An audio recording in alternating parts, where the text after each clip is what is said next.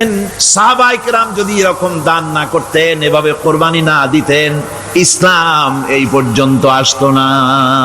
ঠিক কি না? ইসলামের জন্য সবচাইতে বড় অবদান নবীর পরেই সাহাবায়ে কেরাম রিদওয়ানুল্লাহি তাআলা আলাইহিম আজমাইন। কোন কোন শহর আছে কোরবানির সময় বিরাট গরু কেনা হয়, সেই গরুর গলায় মালা দিয়া তারপরে শহরের রাস্তায় রাস্তায় ঘুরানো হয়, অমুক মিয়া সাহেব এই গরুটা কোরবানি করবে। এরকম চিটাগংয়ে হয় না, অন্য অন্য জেলায় হয়। জি, এখানেই বেশি হয়। তাই? আশ্চর্য কথা।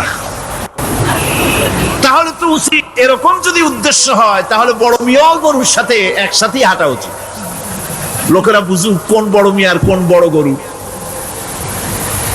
আপনি এটা করলেন কি জন্য? এই কাজটা তো নিন্দনীয় কাজ। আর প্রতিযোগিতামূলক কোরবানি করা, প্রতিযোগিতামূলক 35,000 টাকার গরু কোরবানি করা হলো, মানে না।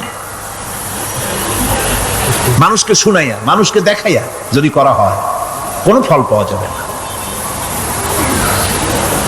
আমার বন্ধুগণ, আল্লাহ রাব্বুল আলামিন বলছেন মানুষকে দেখাবার জন্য দান সদকা করো না।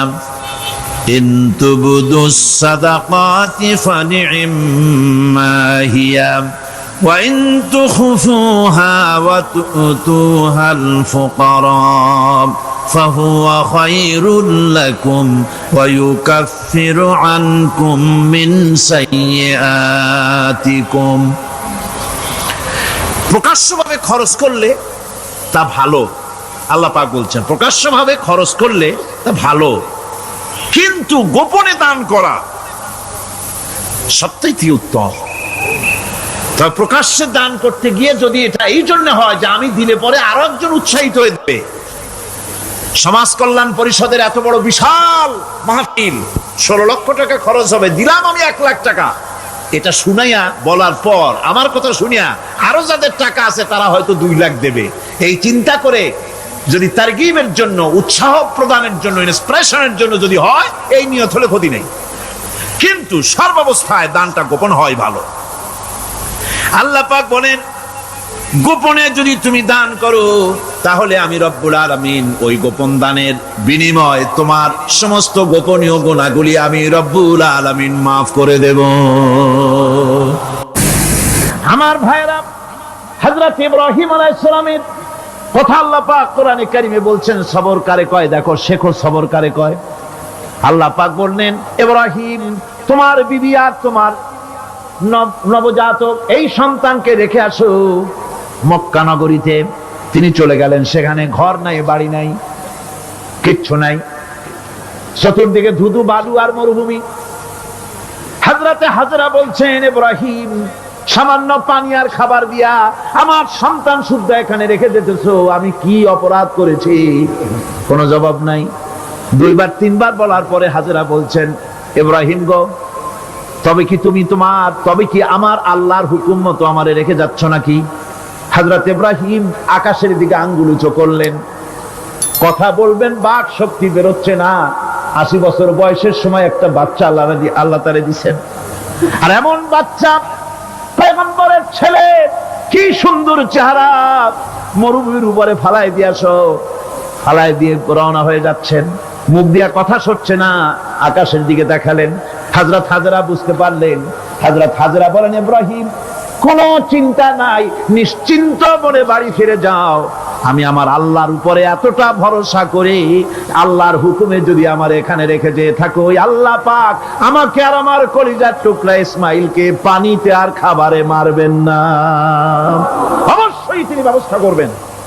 হযরতে হাজরা পানির জন্য দৌড়দৌড়ি করলেন, সাফা মারোয়, আপনারা জানেন, সব জানা কথা, সাফা মারোয় দৌড়িয়ে। এই যে পানির জন্য হাজরা দৌড়াইলেন, আল্লাহর কাছে খুব নাপছন্দ হয়েছে নাকি? এমন পছন্দ হইল আল্লাহর কাছে, কিয়ামত পর্যন্ত তার এই বান্দির আমল, এই দৌড় আল্লাহর কাছে এমন পছন্দ হয়ে গেল, কিয়ামত পর্যন্ত সমস্ত হাজীদের জন্য আল্লাহ ওয়াজিব করে দিল, দৌড়াও, আমার হাজরা যেমন দৌড়াইছে সেই রকম দৌড়াও। সুবহানাল্লাহ। ইসমাইল না খেয়ে মরছে, পানির অভাবে মরছে, হযরতে জিবরাইলকে আল্লাহ পাঠায় দিলেন, আমার ইসমাইলের পায়ের গুতা যেখানে লাগতেছে তুমি গিয়ে সেখানে পায়ে আঘাত করো। হযরতে জিবরাইল পায়ের আঘাত করলেন, সেখান থেকে পানি ছিটকে বেরিয়ে চলে আসলো। জমজম, থাম থাম।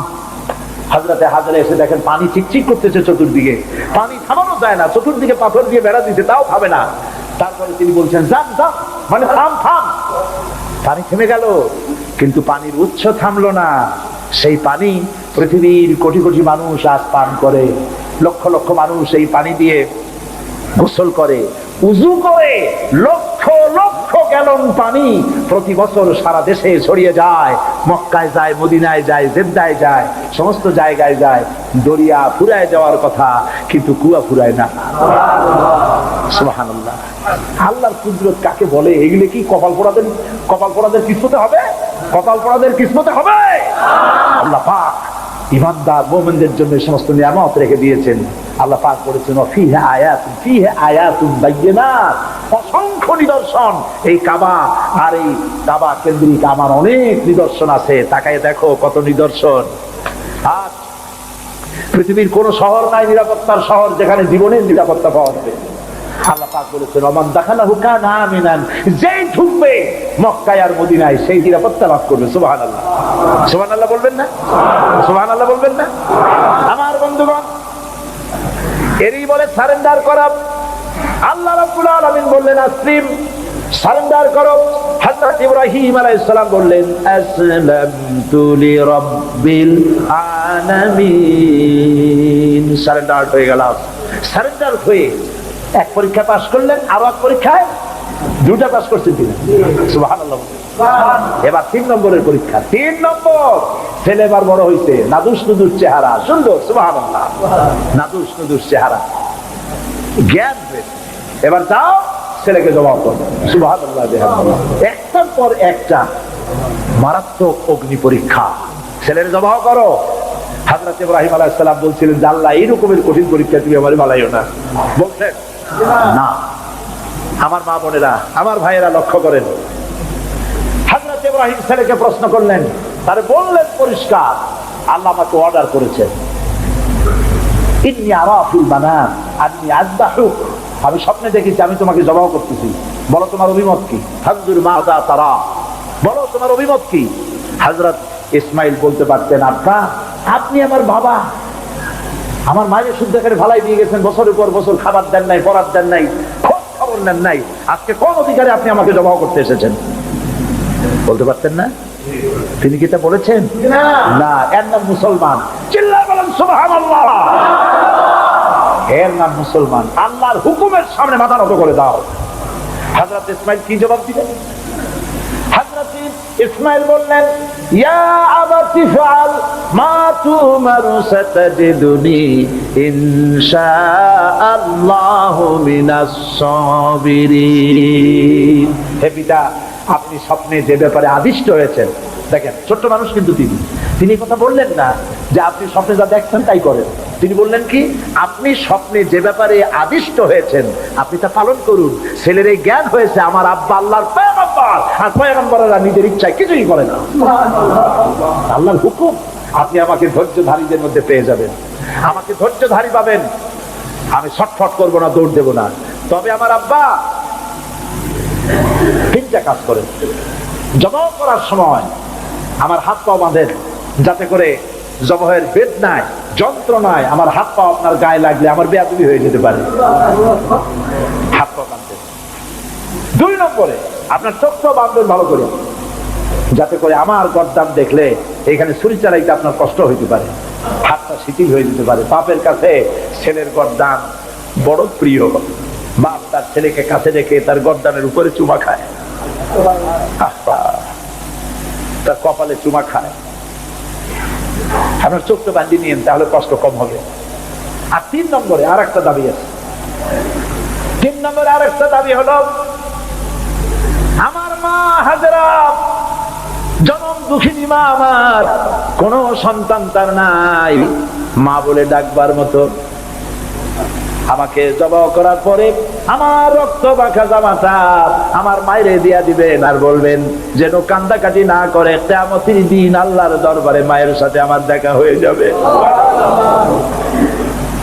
হযরত ইব্রাহিম ছেলের হাত পা বাঁধলেন, নিজের চোখ বেঁধেছেন। আল্লাহর আকাশের ফেরেশতারা তাকায় দেখতেছেন কি সাংঘাতিক পরীক্ষা। এত বড় পরীক্ষা পৃথিবীর কোন মানুষকে আল্লাহ রাব্বুল আলামিন করেন নাই। কি কঠিন পরীক্ষা! নিজের ছেলের গলায় ছুরি চালানো বাপের পক্ষে কি সম্ভব?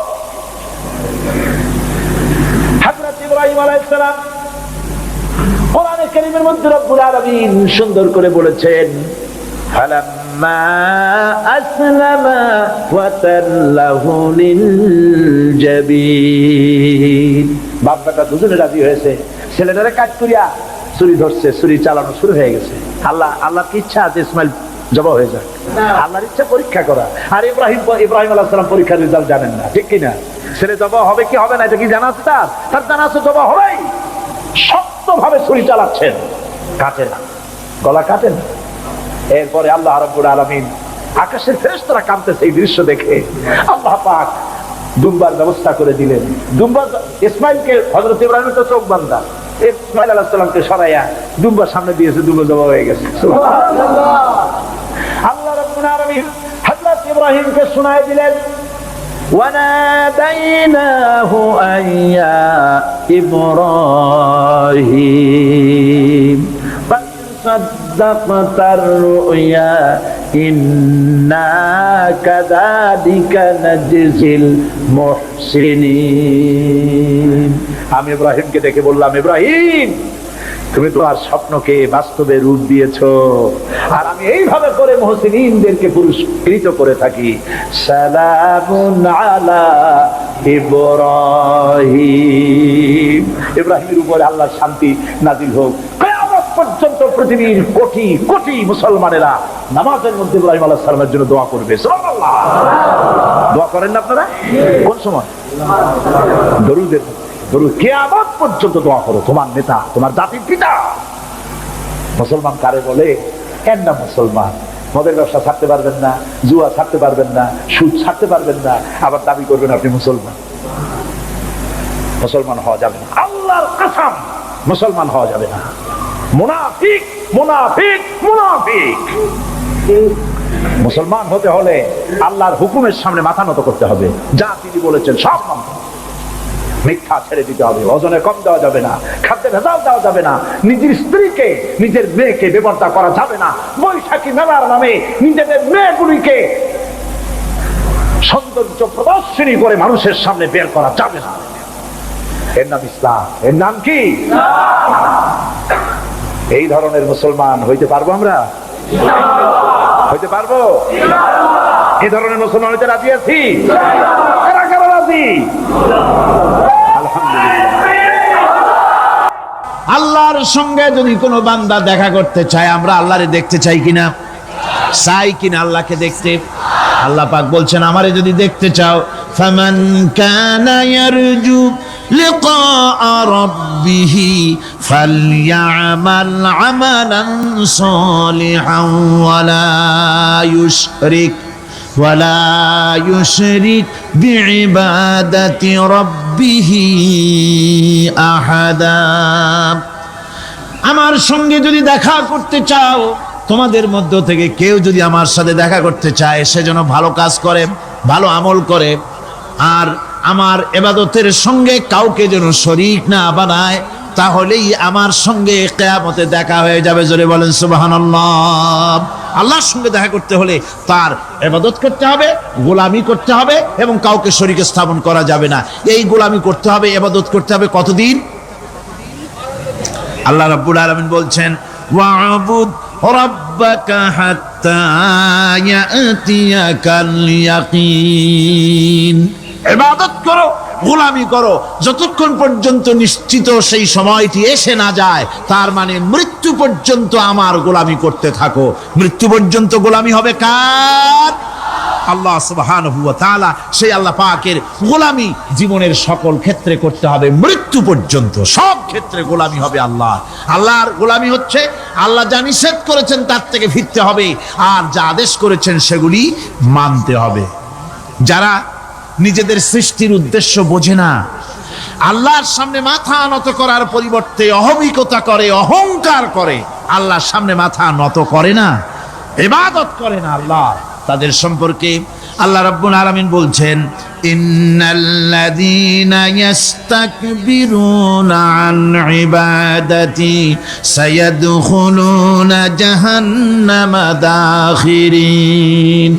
যারা আমি আল্লাহর সঙ্গে অহংকার করে, আমার ইবাদত করে না, আমার গোলামি করে না, আমার সামনে মাথা নত করে না, অহংকার অহমিকতা করে যারা জীবন চালায়, আমি কিয়ামতের দিন তাদেরকে লাঞ্ছিত করব আর জাহান্নামে পাঠাবো। যারা আল্লাহর গোলামি করবে না, আল্লাহর ইবাদত করবে না, অস্বীকার করবে আল্লাহর গোলামিকে, অহমিকতা করে চলবে, তাদের জায়গা হবে কোথায়? জাহান্নামের মধ্যে। সুতরাং মানুষের মর্যাদা বাড়ে আল্লাহর গোলামিতে। মর্যাদা বাড়ে কিসে? আল্লাহর গোলামিতে। গোলামি করলেই মর্যাদা বাড়বে। এই জন্য আল্লাহ পাক কোরআনের মধ্যে, কোরআনে কারীমের মধ্যে সবচেয়ে মাহবুব, আল্লাহ পাকের মাহবুব বান্দাদের কথা যখন বলেছেন তখন নাম নেন নাই, আব্দুন শব্দ ব্যবহার করেছেন, গোলাম বলেছেন, বান্দা বলেছেন। আমার বান্দা। বান্দা হচ্ছে মানুষের জন্য সবচেয়ে বড় ডিগ্রি আল্লাহর পক্ষ থেকে। আলিম, ওলামা, পীর, বুজুর্গ, সাহাবী, পেগম্বর, নবী, রসুল, সবচাইতে বড় খিতাব হচ্ছে আব্দ। আল্লাহর গোলাম হওয়া, আল্লাহর প্রিয় ডাক হচ্ছে আব্দ।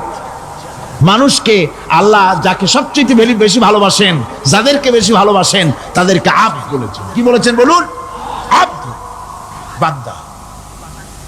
আল্লাহ পাক এই পৃথিবীতে সবচাইতে বেশি ভালোবেসেছেন কাকে? মুহাম্মদুর রাসূলুল্লাহ সাল্লাল্লাহু আলাইহি ওয়াসাল্লামকে। তাকে আল্লাহ পাক সবচেয়ে বেশি ভালোবাসেন। এবার দেখুন আল্লাহ রাব্বুল আলামিন তার হাবিবকে কি নাম দিয়ে ডাকতেছেন? নাম নেন নাই, নবী এবং রাসূলও বলেন নাই। কোরআনে কারীমের ভিতরে রাব্বুল আলামিন তার হাবিবকে আব্দ বললেন। যেমন দেখুন, ইন কুনতুম ফি রাইবিম মিম্মা নাযালনা আলা আবদিনা, আমি যে কিতাব নাজিল করেছি আমার বান্দার উপরে, তোমাদের যদি সন্দেহ হয়, এই যে বান্দা আমার আব্দের উপরে নাজিল করেছি, আব্দকে মুহাম্মদুর রাসূলুল্লাহ সাল্লাল্লাহু আলাইহি ওয়াসাল্লাম আব্দ, অর্থাৎ সবচেয়ে প্রিয় ডাক হচ্ছে আল্লাহর পক্ষ থেকে বান্দার জন্য আব্দ। স্নেহপূর্ণ নাম, স্নেহপূর্ণ ডাক, মহব্বতপূর্ণ ডাক। অন্য আয়াতে আমরা দেখতে পাই, তাবারাকাল্লাযী নাযালাল ফুরকানা আলা আবদিহি লিয়াকুনা লিল আলামিনা নাযীরা। অতীব বরকতপূর্ণ সেই মহান সত্তা যিনি তার বান্দার উপরে ফুরকান নাজিল করেছেন। হুজুরের নাম নেন নাই, রাসূল বলেন নাই, বলেছেন আব্দ। কি বলেছেন? আব্দ, আমার বান্দা। এরপরে আল্লাহ রাব্বুল আলামিন অন্য আয়াতে বলেছেন, সুবহানাল্লাযী আসরা বিআবদিহি লাইলাম মিনাল মাসজিদিল হারামি ইলাল মাসজিদিল আকসা। সমস্ত দুর্বলতা, অক্ষমতা থেকে মুক্ত সেই মহান সত্তা যিনি তার বান্দাকে রাতের একটি অংশে ইসরা করিয়েছিলেন। এখানে আব বলে আল্লাহ পাক বুঝিয়েছেন কার কথা? কার কথা বুঝালেন? রাসূল করিম সাল্লাল্লাহু আলাইহি ওয়াসাল্লামের কথা, তার কথাই বুঝালেন। তিনি হচ্ছেন আব। সুতরাং আবদিয়ত, গোলামি, আল্লাহর গোলামি হলো জীবনের সবচাইতে বড় কথা। আল্লাহর গোলাম হওয়ার চাইতে বড় আর কিছু নাই পৃথিবীতে। আমরা হচ্ছে আল্লাহর গোলাম। জোরে বলেন, আমরা কি? আমরা যে গোলাম, সে কথা বলতে মনে হয় কারো কারো একটু লজ্জা লাগে যে আমি চৌধুরী মানুষ বা অমুক একটা লোক, অমুক একজন সম্মানী লোক, গোলাম আমি, এটা বলা কি লজ্জার কথা। এরকম একটু মনে মনে কোনো অসুবিধা কারো হয় নাকি? জোরে কম তো, আমরা কি? কার গোলাম? সুবহানাল্লাহি ওয়া বিহামদিহি, আল্লাহর গোলাম। আমরা এমন মহান সত্তার গোলাম, মহান সত্তার বান্দা, যার সমকক্ষ এই পৃথিবীতে কেউ নাই, আকাশেও কেউ নাই। প্রচন্ড ক্ষমতার মালিক এমন এক মহান সত্তার গোলাম আমরা। সুতরাং গোলামিটা করতে হবে সব ক্ষেত্রে। গোলামিটা হচ্ছে না, আমাদের গোলামি হচ্ছে না। আমাদের জমিনে আমরা জমিন চাষ করি, আল্লাহর গোলামি সেখানে করি না। জমিন চাষ করতে গিয়ে, লাঙ্গল দিয়ে চাষ করতে গিয়ে পরের জমিনের আইল ঠেলে না, এমন এলাকা খুব কম আছে। অবশ্য চট্টগ্রামের কথা ভিন্ন, এখানে ঠেলাঠেলি করে না, এখানেও করে। তো কেমন গোলাম হলাম? জমিনে চাষ করতেছি, পরের জমিনের আইল ঠেলতেছি, যা নিষেধ করা হয়েছে আমরা সেটা করতেছি। আল্লাহ নিষেধ করছেন সুদ খেও না, আমরা সে সুদের মধ্যে যাচ্ছি। আল্লাহ নিষেধ করেছেন জুয়া খেলতে, সেই জুয়া খেলা হচ্ছে। মদ খেতে নিষেধ করেছেন, সেই মদ খাওয়া হচ্ছে। অর্থাৎ যা যা নিষেধ করা হয়েছে সমাজের মধ্যে সেগুলি বেশি করে চলতেছে, ঠিক কিনা? তাহলে কি বান্দা হতে পারলাম? বান্দা হতে পারি নাই, গোলাম হতে পারি নাই। গোলাম হতে হবে আল্লাহ পাকের। কি হতে হবে জোরে কোন? গোলাম হতে হবে জীবনের সকল ক্ষেত্রে। আল্লাহর হক বান্দার উপরে কি, আর বান্দার উপরে আল্লাহর হক কি, এ ব্যাপারে একটি হাদিস এসেছে। ওয়ান মুআজ বিন জাবাল রাদিয়াল্লাহু তাআলা আনহু قال كنت رديف النبي صلى الله عليه وسلم على حمار فقال لي يا معاذ أتدري ما حق الله على العباد وما حق العباد على الله। হযরত মুআজ বলছেন, আমি রাসূল করিম সাল্লাল্লাহু আলাইহি ওয়াসাল্লামের গাধার পৃষ্ঠে হুজুরের পেছনে বসা ছিলাম।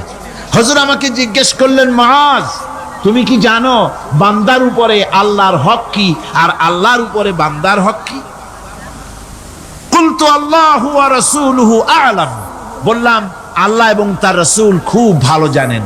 আমি কি করে জানবো? আল্লাহ এবং তার রাসূল খুব ভালো জানেন। قال حق الله على العباد أن يعبدوه ولا يشركوا به شيئا।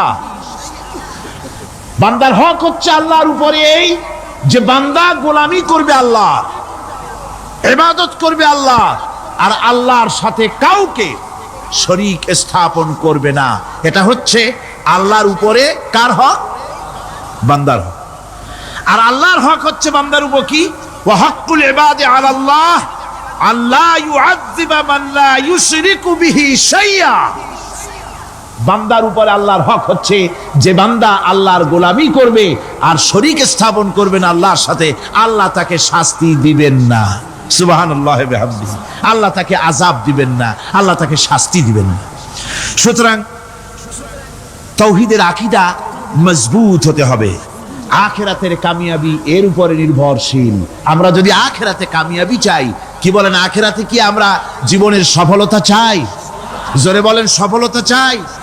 আখিরাতের কামিয়াবি যদি চাই, জাহান্নাম থেকে যদি বাঁচতে চাই, বেহেশতে যদি যেতে চাই, তাহলে আকীদাকে মজবুত করতে হবে। আল্লাহর সাথে কাউকে শরীক স্থাপন করা যাবে না। এবং আল্লাহ সৃষ্টিকর্তা, কোরআনে পাকের শিক্ষা অনুযায়ী আল্লাহরে বিশ্বাস করি, এতটুকুন কথা বললেই তাওহীদের হক আদায় হয় না।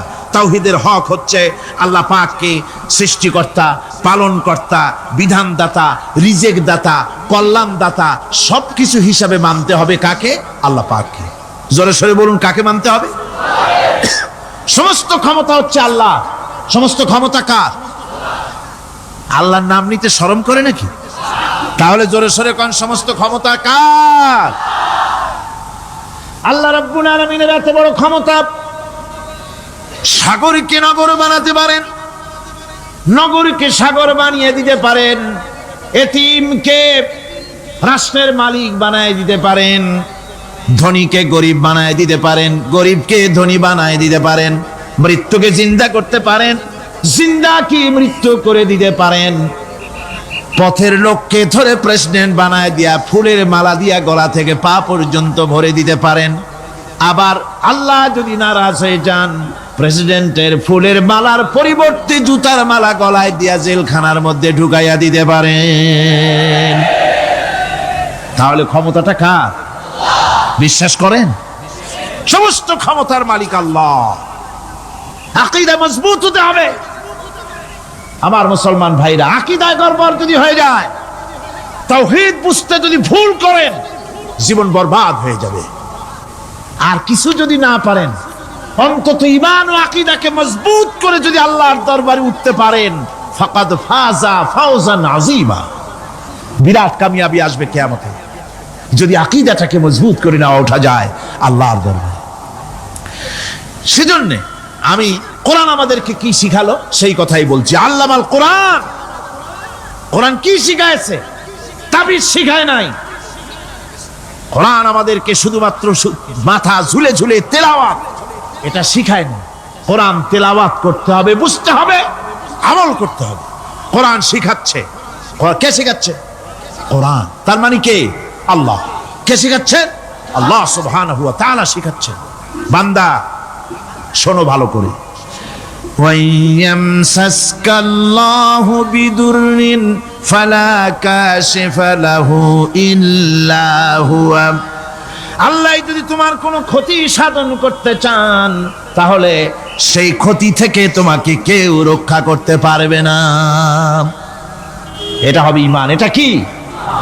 এই ঈমান যদি মনের মধ্যে আসে আপনি বিরাট শক্তিশালী বিপ্লবী শক্তিতে পরিণত হয়ে যাবেন। আপনার যদি ঈমান থাকে যে দুনিয়ার কোন গুলির উপরে, কোন বুলেটের উপরে যদি আমার নাম লেখা থাকে, সারা পৃথিবী ওই গুলিবিদ্ধ হওয়া থেকে আমাকে বাঁচাইতে পারবে না। আর কোন গুলির উপরে, কোন বুলেটের উপরে যদি আমার নাম লেখা না থাকে তাহলে গোটা বিশ্ব একযোগে প্রচেষ্টা করেও আমাকে গুলিবিদ্ধ করতে, এটার নাম কি? ঈমান। তাই আল্লাহ বলছেন যে আমি যদি কারো ক্ষতি করি তাহলে এই ক্ষতি থেকে তাহলে তাকে কেউ বাঁচাইতে। ওয়াইয়ামসাসকা বিখাইরিন ফাহুয়া আলা কুল্লি শাইইন কাদির। আর আল্লাহ রাব্বুল আলামিন যদি কারো কল্যাণ করতে চান তাহলে তার কল্যাণকে কেউ ফিরায় দিতে পারে না। কল্যাণ থেকে কেউ কাউকে কল্যাণ থেকে মাহরুম করে দিতে পারে না। তার মানে হলো আল্লাহ যদি কাউকে চুল ধরে, মাথা ধরে, কল্লা ধরে উপরের দিকে টানে আর দুনিয়া যদি তার পাও ধরে নিচের দিকে টানে তাহলে দুনিয়া পারবে? পারবে? আল্লাহ কল্যাণ করতে চাইলে কেউ ঠেকাইতে পারবে না, আর আল্লাহ অকল্যাণ করতে চাইলেও তার থেকেও কেউ বাঁচতে। ওয়া হুয়াল কাহিরু ফাওকা ইবাদিহি ওয়া হুয়াল হাকীমুল খাবীর। তিনি তার বান্দাদের উপরে একচ্ছত্র আধিপত্য রাখেন, একচ্ছত্র ক্ষমতার অধিকারী তার বান্দার উপরে, সমস্ত জিনিসের উপরে তিনি ক্ষমতা রাখেন। তিনি মহান বিজ্ঞানময়। এই তাওহীদ খুঁজে নিতে হবে। তাওহীদ অর্থাৎ আল্লাহ পাককে সমস্ত ক্ষমতার মালিক মনে করতে হবে। দেখুন আমাদের জাতির পিতা কে? আমাদের জাতির পিতা মনে আছে তো? ভুল টুল করেন না তো? ভুল টুল করবেন না। আমাদের জাতি আত্মভোলা, মাঝে মধ্যে ভুল টুল করিয়ে বসে, আন্দাজে ফান্দাজে একটা বানায় বসে। আসলে জাতির পিতা মুসলমানদের কে? ইব্রাহিম আলাইহিস সালাম তাওহীদকে খুঁজছেন। এই কোরআন শরীফ আল্লাহ পাক বলছেন তাওহীদ তালাশ করতেছেন। কে স্রষ্টা? সর্বোচ্চ ক্ষমতার মালিক কে? হযরত ইব্রাহিম আলাইহিস সালাম তার এই তাওহীদ খোঁজার, তাওহীদ অন্বেষণ কাহিনীটাকে রব্বুল আলামিন কোরআনে কারীমের ভিতরে জায়গা দিয়ে দিলেন দুনিয়ার মানুষকে বোঝাবার জন্য, শোনাবার জন্য। ফালাম্মা জান্না আলাইহিল লাইলু রাআ কাওকাবান ক্বালা হাযা রাব্বী। তিনি রব সন্ধান করছেন। কে আমার স্রষ্টা? সর্বোচ্চ ক্ষমতার মালিককে, আইনদাতাকে, বিধানদাতাকে, স্রষ্টাকে। কে তিনি? তাকে খুঁজছেন। মনের ভিতরে চিন্তা, মস্তিষ্কে চিন্তা। হঠাৎ করে রাত এলো, পশ্চিম গগনে সুন্দর এক তারকা উদিত হলো, সান্ধ্য তারা। সন্ধ্যার সময় যে তারাটা ওঠে সেটা ছোট না বড়? বড়। সেটা সারা রাত থাকে না অল্প সময় থাকে? অল্প সময় থাকে। সান্ধ্য তারা দেখে ইব্রাহিম আলাইহিস সালাম বললেন, হাযা রাব্বী, পেয়ে গেছি আমার রব, এটাই আমার রব, এটাই হচ্ছে আমার স্রষ্টা, এটাই হচ্ছে সর্বময় ক্ষমতার মালিক।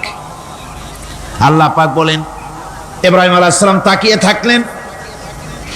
কিছুক্ষণ পরে এই তারকা যখন অস্তমিত হয়ে গেল, ইব্রাহিম আলাইহিস সালাম তখন বললেন, ফালাম্মা আফালা قال لا أحب الآفلين। যে জিনিস অস্তমিত হয়ে যায় তাকে আমি মহব্বত করি না, পছন্দ করি না, সে রব হতে পারে না। যে রব হবে তার আবার উদয় অস্ত কিসের? কিছুক্ষণ পরে চন্দ্র উদিত হলো, চাঁদ দেখে ইব্রাহিম আলাইহিস সালাম বললেন ফালাম্মা রাআল কমারা বাযিগান ক্বালা হাযা রাব্বী। চাঁদ দেখে বললেন এটাই আমার রব, এটাই আমার স্রষ্টা, এটাই আমার বিধানদাতা। ফালাম্মা আফালা ক্বালা লাইন লাম ইয়াহদিনি রাব্বী লাআকুনান্না মিনাল কওমিদ যাল্লিন। চাঁদ যখন অস্তমিত হয়ে গেল, ইব্রাহিম আলাইহিস সালাম তখন বললেন আমার প্রকৃত পক্ষের যিনি প্রভু, যিনি আমার রব, তিনি যদি আমারে সত্যিকারের পথ না দেখান তাহলে আমি গোমরাহ হয়ে যাব, গোমরাহদের পথভ্রষ্টের অন্তর্ভুক্ত হয়ে যেতে পারি। চিন্তা করতেছেন আমার রবকে। তারকা দেখলাম অস্তমিত হয়ে গেল, চাঁদ দেখলাম ডুবে গেল, তাহলে আমার রবকে? সকাল চলে যাওয়ার পর যখন দেখলেন পূর্ব দিগন্ত থেকে সূর্য উদিত হয়েছে ডগমগ করে, সূর্যকে দেখে তিনি বললেন ফালাম্মা রা'a আশ-শামসা বাযিগাতান ক্বালা হাযা রাব্বী হাযা আকবার। সূর্যকে দেখে বললেন এটাই আমার রব, আর এটাই বড় রব। যেহেতু চাঁদের আলো ছিল স্নিগ্ধ, সূর্যের আলো অত্যন্ত প্রখর, চাঁদের দিকে তাকানো যেত, সূর্যের দিকে তাকানো যায় না। এটাই আমার রব এবং বড় রব। হযরত ইব্রাহিম আলাইহিস সালামের এই ভুলও ভেঙে গেল। সন্ধ্যার আগমনে সূর্য যখন অস্তমিত হয়ে গেল, ইব্রাহিম আলাইহিস সালাম তখন ঘোষণা করলেন ফালাম্মা আফালাত ক্বালা ইয়া কওমি ইন্নী বারিউম মিম্মা তুশরিকুন। সূর্য অস্তমিত হয়ে গেলে পরে তিনি বললেন ইয়া কওমে, ও আমার জাতি, তোমরা যে জিনিস দিয়ে শিরক করো আল্লাহ রাব্বুল আলামিনের সাথে, আমি তার থেকে সম্পূর্ণ মুক্ত। আমি তোমাদের অন্তর্ভুক্ত, মুশরিক নই। আমার রবকে আমি চিনে ফেলেছি। সুবহানাল্লাহ, আমার রবকে আমি চিনেছি। ইব্রাহিম আলাইহিস সালাম ঘোষণা করলেন ইন্নী ওয়াজ্জাহাতু ওয়াজহিয়া লিল্লাযী ফাতারাস সামাওয়াতি ওয়াল আরদা হানিফা। জানেন আপনারা এটা? পড়েন ইন্নী ওয়াজ্জাহাতু ওয়াজহিয়া লিল্লাযী ফাতারাস সামাওয়াতি ওয়াল আরদা হানিফা ওয়ামা আনা মিনাল মুশরিকিন। নিশ্চয়ই আমার এই মুখমণ্ডলকে ফিরাই দিলাম, দুনিয়ার সব দিক থেকে মুখ ফিরাইয়া আমার এই মুখ ফিরালাম সেদিকে, সেই স্রষ্টার দিকে যিনি আকাশ, জমিন, চন্দ্র, সূর্য, গ্রহ, নক্ষত্র, সৌররাজি, মানব মণ্ডলী সব কিছুকে যিনি সৃষ্টি করেছেন, আমি তার দিকে আমার মুখকে ফিরিয়ে দিলাম। তিনি ছাড়া কোনো রব নাই, প্রভু নাই, আর আমি মুশরিকদের অন্তর্ভুক্ত নহি। হযরত ইব্রাহিম আলাইহিস সালাম তাওহীদকে বুঝে ফেললেন, আল্লাহকে চিনে ফেললেন। আমার বন্ধুগণ, আজ মুসলমান হয়ে আমরা আল্লাহকে চিনতে পারি নাই, আল্লাহর ওয়াহদানিয়তকে আমরা বুঝতে পারি নাই। একদিকে আমরা মুসলমানও, আর একদিকে আমরা মূর্তিও গড়ি, আবার মূর্তির পূজাও আমার মুসলমানেরা করে থাকে। জোরে কর নাউজুবিল্লাহ। ভাস্কর্যের নাম করে মূর্তি তৈরি করা হচ্ছে বিভিন্ন জায়গায়, হচ্ছে না? আমার ভাইয়েরা, ভাস্কর্যের নাম করে, চেতনার নাম করে শহরে শহরে, বিশ্ববিদ্যালয়ের অঙ্গনে মূর্তি বানানো হতেছে, আর বলা হচ্ছে অমুক চেতনা, এটা অমুকের চেতনা, তমুকের চেতনা, এটা ভাস্কর্য বলা হতেছে। আসলে সমস্ত মূর্তি হতেছে মূর্তি। এই মূর্তিগুলি বিনাশ করার জন্যই আল্লাহর নবী এসেছিলেন।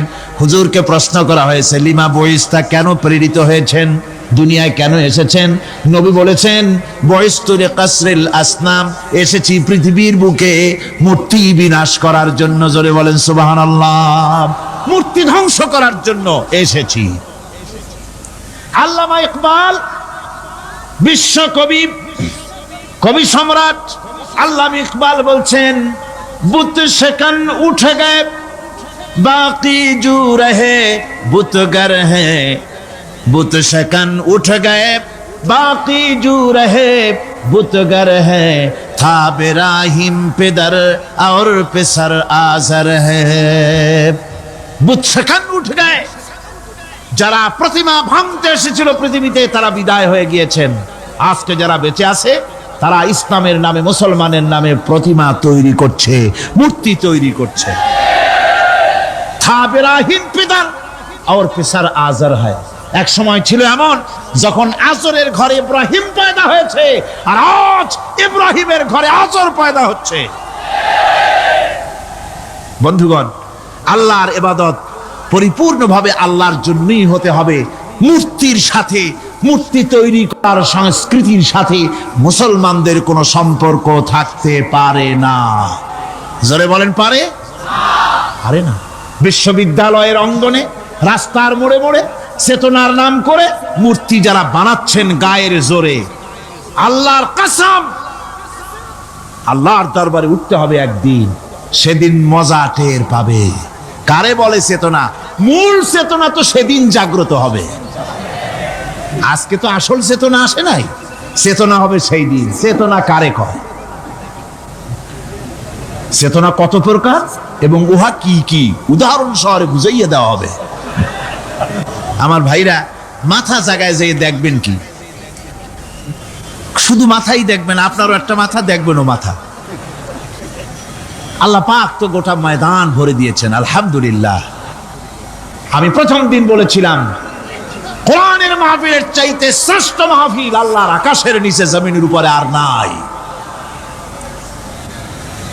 হাদিস শরীফের ভিতরে এসেছে এই মাহফিলে যখন আপনি আসতেছিলেন হাজার হাজার ফেরেশতা আপনার পেছনে পেছনে এসেছে আপনার আমলনামায় নেকি লিখেছে রাসূলুল্লাহ বলছেন বান্দারা যখন কোরআন শোনার জন্য আল্লাহর জিকিরের জন্য কোরআনের জন্য যখন বসে যায় আল্লাহর রহমতের ফেরেশতারা মাহফিলের চতুর্দিকে তারা ঘিরে দাঁড়িয়ে যায় আকাশ পর্যন্ত এই মাহফিল ঘেরাও হয়ে আছে ফেরেশতা দিয়া কি দিয়া কার কথা আল্লাহ রাসূলের কথা ফেরেশতা দিয়ে গোটা মাহফিল ঘেরাও হয়ে আছে আকাশ পর্যন্ত তারা দাঁড়িয়ে আছে ফেরেশতারা বলতে থাকে রব্বুল আলামিন তোমার বান্দারা যতক্ষণ রাস্তায় ছিল ততক্ষণ নেকি লিখেছি এখন মাহফিলে বসে গেছে এখন কি করি আল্লাহ পাক বলেন আমার ফেরেশতারা আমার বান্দারা যতক্ষণ মাহফিলে বসে থাকবে ওদের প্রত্যেক শ্বাস এবং প্রশ্বাসের বিনিময়ে 10-10 করে নেকি লিখতে থাকো প্রত্যেকটি শ্বাস প্রশ্বাসের বিনিময়ে নেকি লেখা হচ্ছে সুবহানাল্লাহ আপনারা পাড়ায় জান্নাতে বসে আছেন মাজালিসুল ইলম হিয়া রাওদাতুম মিন রিয়াদিল জান্নাহ এটা জান্নাতের টুকরায় আপনারা বসে আছেন জোরে কোন সুবহানাল্লাহ কারো বাপের কথা বলা হচ্ছে না কার্ল মার্কসের কথা নয় লেনিনের কথা নয় পৃথিবীর কোন মানুষের কথা নয় কথা হচ্ছে আমার আল্লাহর কথা কার কথা আর হচ্ছে তার হাবিব বিশ্বনবী জনাব মুহাম্মদ রাসূলুল্লাহ সাল্লাল্লাহু আলাইহি ওয়াসাল্লামের কথা আমার ভাইয়েরা সুতরাং তাওহীদ তাওহীদ তাওহীদকে বুঝতে হবে বিশ্বাস করতে হবে তাওহীদের উপরে জীবন গড়তে হবে তাওহীদ হচ্ছে বিশ্ব মানবতার জন্য ঐক্যের প্রতীক তাওহীদই পারে বিশ্ব মানবতাকে ঐক্যবদ্ধ করতে আর কোনো জিনিসই পারে না আমার ভাইরা কোরআনে কারীম বলছে কুল ইয়া আহলাল কিতাবি তাআলাউ ইলা কালিমাতিন সাওয়াইন বাইনানা ওয়া বাইনাকুম আল্লা না'বুদা ইল্লাল্লাহ ঐক্যের কথা বিশ্বব্যাপী মানব মণ্ডলীর ঐক্যের কথা ইউনিটির কথা স্বাধীনতার গ্যারান্টির কথা মানবতার কথা মানুষকে বেঁচে থাকার কথা হে নবী বলুন হে আহলে কিতাবেরা এসো তোমরা আর আমরা এমন একটা কথায় ঐক্যবদ্ধ হই যা তোমাদের জন্য আর আমাদের জন্য সমভাবে প্রযোজ্য কথাটা কি কথাটা হচ্ছে আল্লাহ না'বুদা ইল্লাল্লাহ আল্লাহ ছাড়া কারো গোলামি করব না আল্লাহ ছাড়া কারো গোলামি করব না এটা মানো ও দুনিয়ার মানুষ, খ্রিস্টান হও, ইহুদি হও, হিন্দু হও, নাসারা হও, আওয়ামী লীগ হও, বিএনপি হও, জাসদ হও, খাসদ হও, বাসদ হও, যেই হও না কেন, যারা মানুষ সব এক হয়ে যাও, আল্লাহ ছাড়া কারো গোলামি করব না।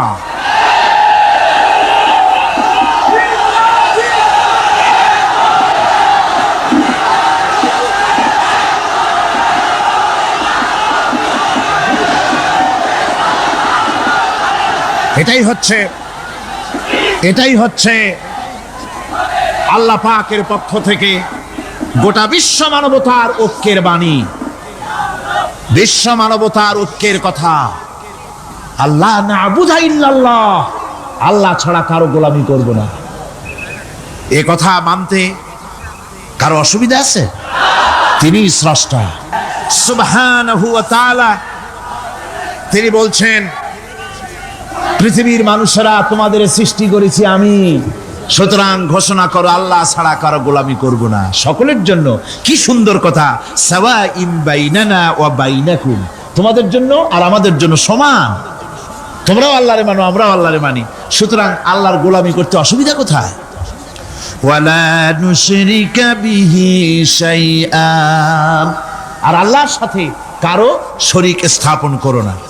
ولا يتخذ بعضنا بعضا أربابا من دون الله, আর আল্লাহ ছাড়া কাউকে রব বলে মেনে নেব না, সুপার পাওয়ার বলে মেনে নেব না, আইনদাতা বিধানদাতা হিসেবে মেনে নেব না। এই কথা যদি জগৎবাসী স্বীকার করত, আপনার স্বীকার করলে পরে ইউএনও লাগবে না, ইউনাইটেড নেশনস অর্গানাইজেশন লাগবে না, সেন্টো লাগবে না, সিয়াটো লাগবে না, আসিয়ান লাগবে না, সাত লাগবে না, কিচ্ছু লাগবে না। এই তিনটা কথা মানলেই সারে দুনিয়াবাসী। কয়টা কথা? আজকে শান্তি হয়ে গেছে পৃথিবীর মানুষের কাছে। সোনার হরিণ, সোনার হরিণ আছে নাকি? নাই। সোনার হরিণ যেমন ঘোড়ার ডিম, ঘোড়ার ডিম বোঝেন তো, নামে আছে কাজে নাই, সোনার হরিণ ওই রকম। শান্তি আজকে পৃথিবীর মানুষের কাছে সোনার হরিণ। শান্তির জন্য কত চেষ্টা করলো পৃথিবীর মানুষ, লিগ অব নেশনস তৈরি হলো, ইউনাইটেড নেশনস অর্গানাইজেশন তৈরি হলো, সেন্টো সিয়াটো আসিয়ান সার্ক, কত কিছু হলো। 7টা দেশ মিলে সার্ক তৈরি করলো। শান্তির জ্বালায় আমরা অস্থির নাকি আমার বন্ধুগণ? সুতরাং আজকে 3টা কথায় পৃথিবীর শান্তি ফিরে আসতে পারে। কয়টা কথা? মাত্র 3টি কথায় এই উত্তপ্ত পৃথিবী, অশান্ত পৃথিবী, পৃথিবীর এই অশান্তিময় প্রজ্বলিত পৃথিবী, মানুষেরা যেখানে জ্বলছে আর জ্বলছে, সেই পৃথিবীতে শান্তি আসতে পারে মাত্র 3টি কথায়। আল্লাহ না'বুদা ইল্লাল্লাহ, আল্লাহ ছাড়া কারো গোলামি করব না, আর আল্লাহর সাথে কাউকে শরীক স্থাপন করব না, আল্লাহ ছাড়া কারো প্রভুত্ব মানব না। 3টা কথায় পৃথিবীতে আবার শান্তি ফিরে আসতে পারে। সুতরাং আমি তাওহীদের কথা আপনাদের বলতেছিলাম। কিসের কথা বলতেছি? তাওহীদ। তাওহীদ প্রতিষ্ঠিত হলে কেউ কারো উপরে প্রভুত্ব করতে পারবে না। এখন আল্লাহর তাওহীদের স্বরূপ ছোট্ট একটি সূরার মধ্যে ফুটে উঠেছে। আল্লাহর প্রভুত্ব কায়েম হলে অসুবিধা হয় না কেন? কারণ হলো দুনিয়ায় মানুষ যত আছে, সমস্ত মানুষের দুর্বলতা আছে। আছে তার দুর্বলতা। আমি এই দৃষ্টান্তটা আরো 1 বছর মনে হয় এখানে দিছিলাম, আবারও বলি। সেটা হলো এই যে এই চট্টগ্রামে মেয়র পদে নির্বাচনের কি কয়, সিটি কর্পোরেশনের নির্বাচন আসছে না, মেয়র পদে অনেকে দাঁড়াইছে। দাঁড়ায়া সব নির্বাচনী ওয়াদা করছেন। কেউ বলছে চট্টগ্রামকে সোনা দিয়ে মুড়িয়ে দেবো, কেউ বলছে চিটাগং শহরকে আপনাদের লোট্টা ফিশ আর কেনা লাগবে না, বাড়ি বাড়ি পৌঁছায় দেবো, শুটকি মাছ খাওয়াই দেবো খুব ভালো করিয়া, রাস্তাঘাটের অভাব হবে না, আনন্দের চোটে, ফুর্তির চোটে, আরামের চোটে শুধু শীত হয়ে মরবেন। বুঝলেন? নানান রকমের ওয়াদা করছেন তারা। এই নির্বাচনী ওয়াদা করা হচ্ছে। আজ একজন মেয়রকে যদি দায়িত্ব দেওয়া হয় যে চট্টগ্রামে 6 বছরের যত বাচ্চা আছে, এই বাচ্চাদের মধ্যে কমলা লেবু বিতরণ করতে দায়িত্ব দিলাম আপনাকে, আপনি একজন মেয়র পদ প্রার্থী, 40 ট্রাক কমলা সিলেট থেকে আনা হয়েছে, সব বাচ্চাদেরকে, 6 বছরের বাচ্চাদেরকে একটা একটা করে দিবেন। এই কমলা বিতরণ করতে গিয়ে যদি দিতে দিতে যখন তিনি দেখবেন যে ওনার নিজের ছেলে সামনে এসেছে, বোনের ছেলে সামনে এসেছে, ভাইয়ের ছেলে সামনে এসেছে, তখন অন্যের চাইতে নিজের ছেলেকে, বোনের ছেলেকে 2টা কমলা বেশি দিতে ইচ্ছে করবে না? করবে কিনা? সামান্য কমলা বিতরণ করতে গিয়ে যদি বোনের ছেলেকে নিজের ছেলেকে বেশি দিতে ইচ্ছে করে, সেই মানুষের হাতে দেশের আইন তৈরি করার, সংবিধান তৈরি করার দায়িত্ব পৃথিবীতে কোথাও দেওয়া যেতে পারে না। এই জন্যই আইন তৈরি করেছেন এমন সত্তা যার ছেলে নাই, যার মেয়ে নাই, যার বউ নাই, যার আত্মীয় স্বজন নাই। সুবহানাল্লাহ ওয়া বিহামদি। তিনি কে? আল্লাহ রাব্বুল আলামিন নিজের এই তাওহীদের কথাটা ছোট্ট সূরার ভিতরে ফুটায় তুলেছেন। কুল হুয়াল্লাহু আহাদ। জানেন কিনা? পড়েন সবাই। কুল হুয়াল্লাহু আহাদ আল্লাহুস সামাদ লাম ইয়ালিদ ওয়া লাম ইউলাদ ওয়া লাম ইয়াকুন লাহু কুফুয়ান আহাদ। হে নবী, আপনি বলে দেন আল্লাহ এক এবং একক, তিনি নিরঙ্কুশ, তার কোন সন্তান কাউকে জন্ম দেন নাই, তাকেও কেউ জন্ম দেয়নি। আকাশ এবং জমিনে তার সমকক্ষ কেউ নাই। তিনি কারো মুখাপেক্ষী নন, তিনি কাউকে জন্ম দেন নাই, তাকেও কেউ জন্ম দেয়নি। আকাশ আর জমিনে তার সমকক্ষ কেউ নেই। সুতরাং ওই আল্লাহ সুবহানাহু ওয়া তাআলা, তাকে মানতে হবে, তার কথাই শুনতে হবে, তার গোলামি করতে হবে। তাহলেই শান্তি আসবে, আল্লাহর মেহেরবানি আসবে জীবনের সকল ক্ষেত্রে। আল্লাহ মাত্র এক, তার ক্ষমতা গুণাবলীতে কোনো অংশীদার নাই। আল্লাহ কয়জন? আল্লাহ কয়জন? এক আল্লাহ, অদ্বিতীয়, তার কোনো শরীক নেই, তার কোনো অংশীদার নেই। কোরআনে কারীম আল্লাহ রাব্বুল আলামিন বলছেন,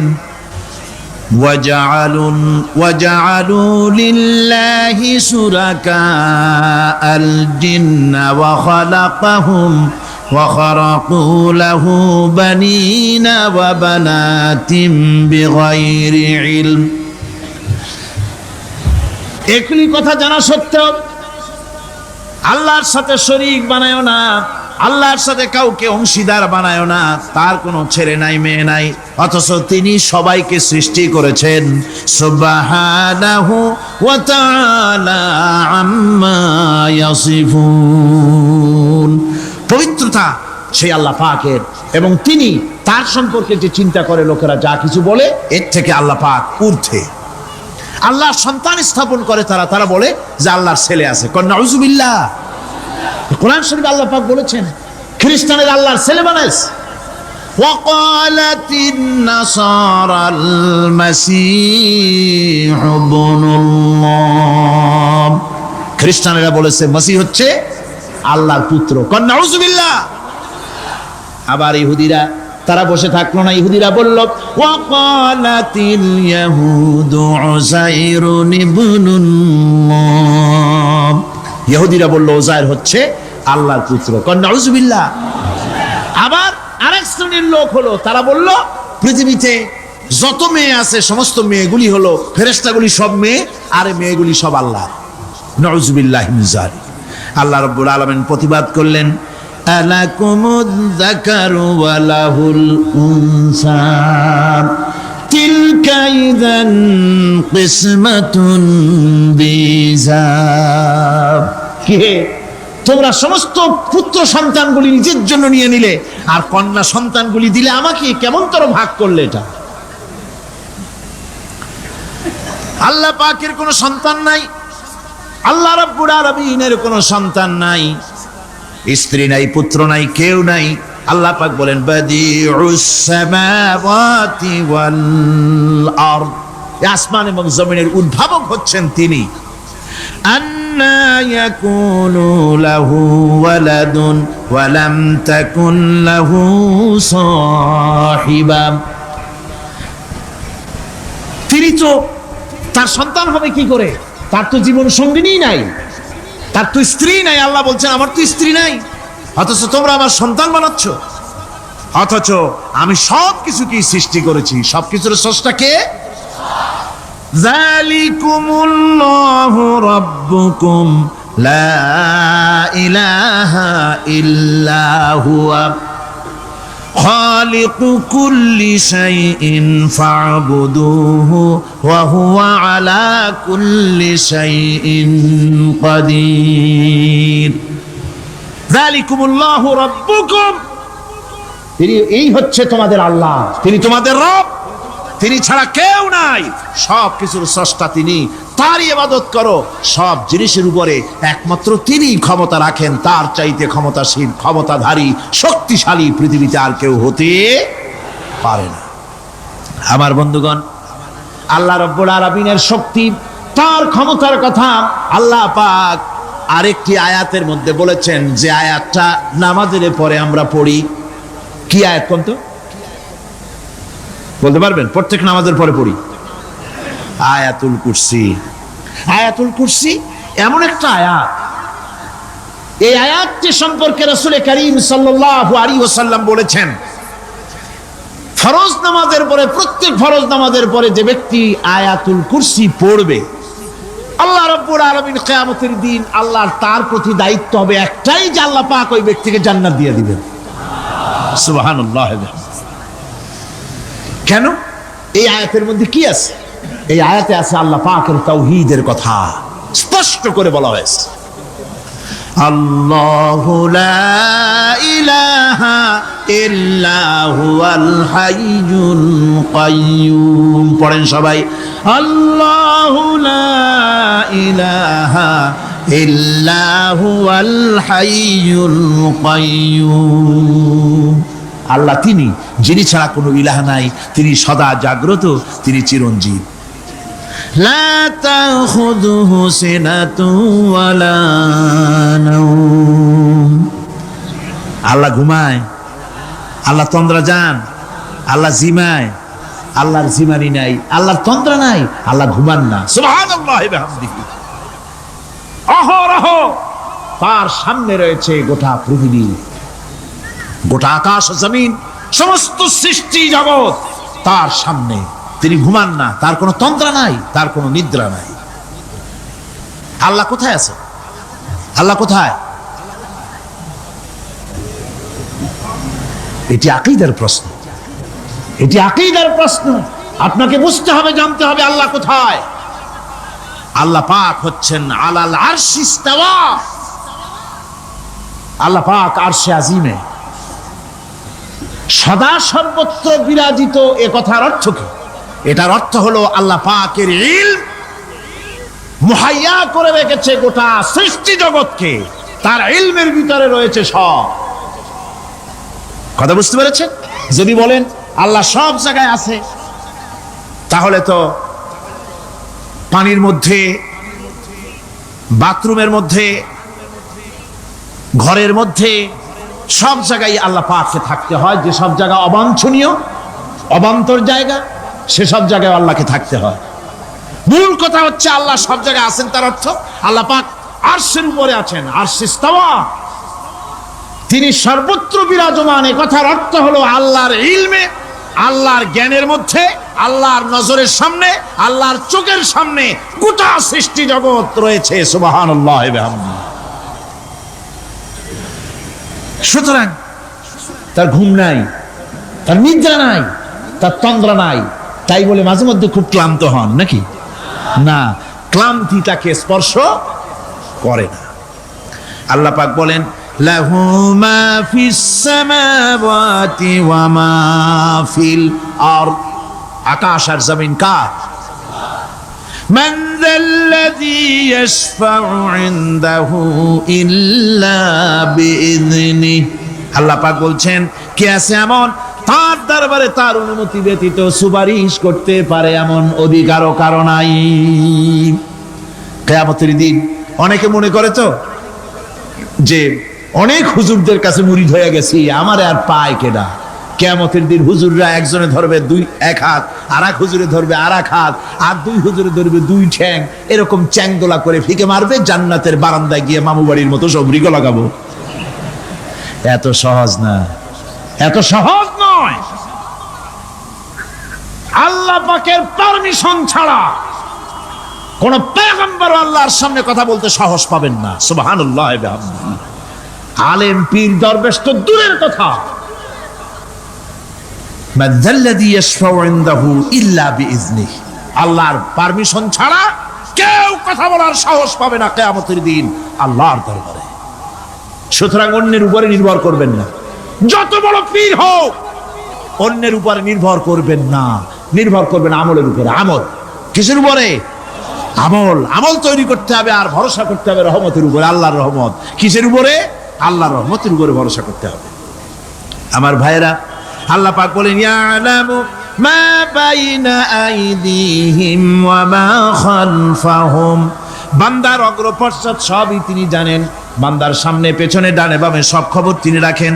ওয়ালা ইউহিতুনা বিশাইইম মিন ইলমিহি ইল্লা বিমা শাআ, আল্লাহর জ্ঞাত বিষয়সমূহের মধ্যে মানুষের কোনো অধিকার নাই আল্লাহর জানা বিষয়গুলি আয়ত্ত করে, এমন অধিকার কোনো মানুষের নাই। তবে আল্লাহ ইচ্ছে করে যদি কিছু তার নিজের জ্ঞান থেকে জানান সেটা স্বতন্ত্র কথা। ওয়াসিআ কুরসিয়্যুহুস সামাওয়াতি ওয়াল আরদ, তার সাম্রাজ্য সমগ্র আকাশ এবং জমিন জুড়ে তারই সাম্রাজ্য। সাম্রাজ্য কার? রাজত্ব কার? বাদশাহী কার? ওয়ালা ইয়াউদুহু হিফযুহুমা ওয়া হুয়াল আলিয়্যুল আযীম, এইসবের রক্ষণাবেক্ষণ এমন কোন কঠিন নয় যা তাকে ক্লান্ত করে দিতে পারে। সুবহানাল্লাহ ওয়া বিহামদিহি। আকাশ এবং জমিন, সমস্ত সৃষ্টি জগৎ, এগুলি এমন কোন ব্যাপার না আল্লাহর কাছে যেগুলি সব কন্ট্রোল করতে গিয়ে তিনি ক্লান্ত হন, শ্রান্ত হন, বিশ্রাম নিতে হয় না। এগুলি কোনো ক্লান্তি শ্রান্তি আল্লাহ পাককে স্পর্শ করেন না। তিনি হচ্ছেন মহান, তিনি এক মহান সত্তা, মহান স্রষ্টা। আল্লাহর জ্ঞান এবং ক্ষমতা সর্বাধিক, সবচাইতে বেশি জ্ঞান এবং ক্ষমতা আল্লাহ সুবহানাহু ওয়া তাআলা। তার চাইতে বড় ক্ষমতা, তার চাইতে বেশি জ্ঞান আর কারো হতে পারে না।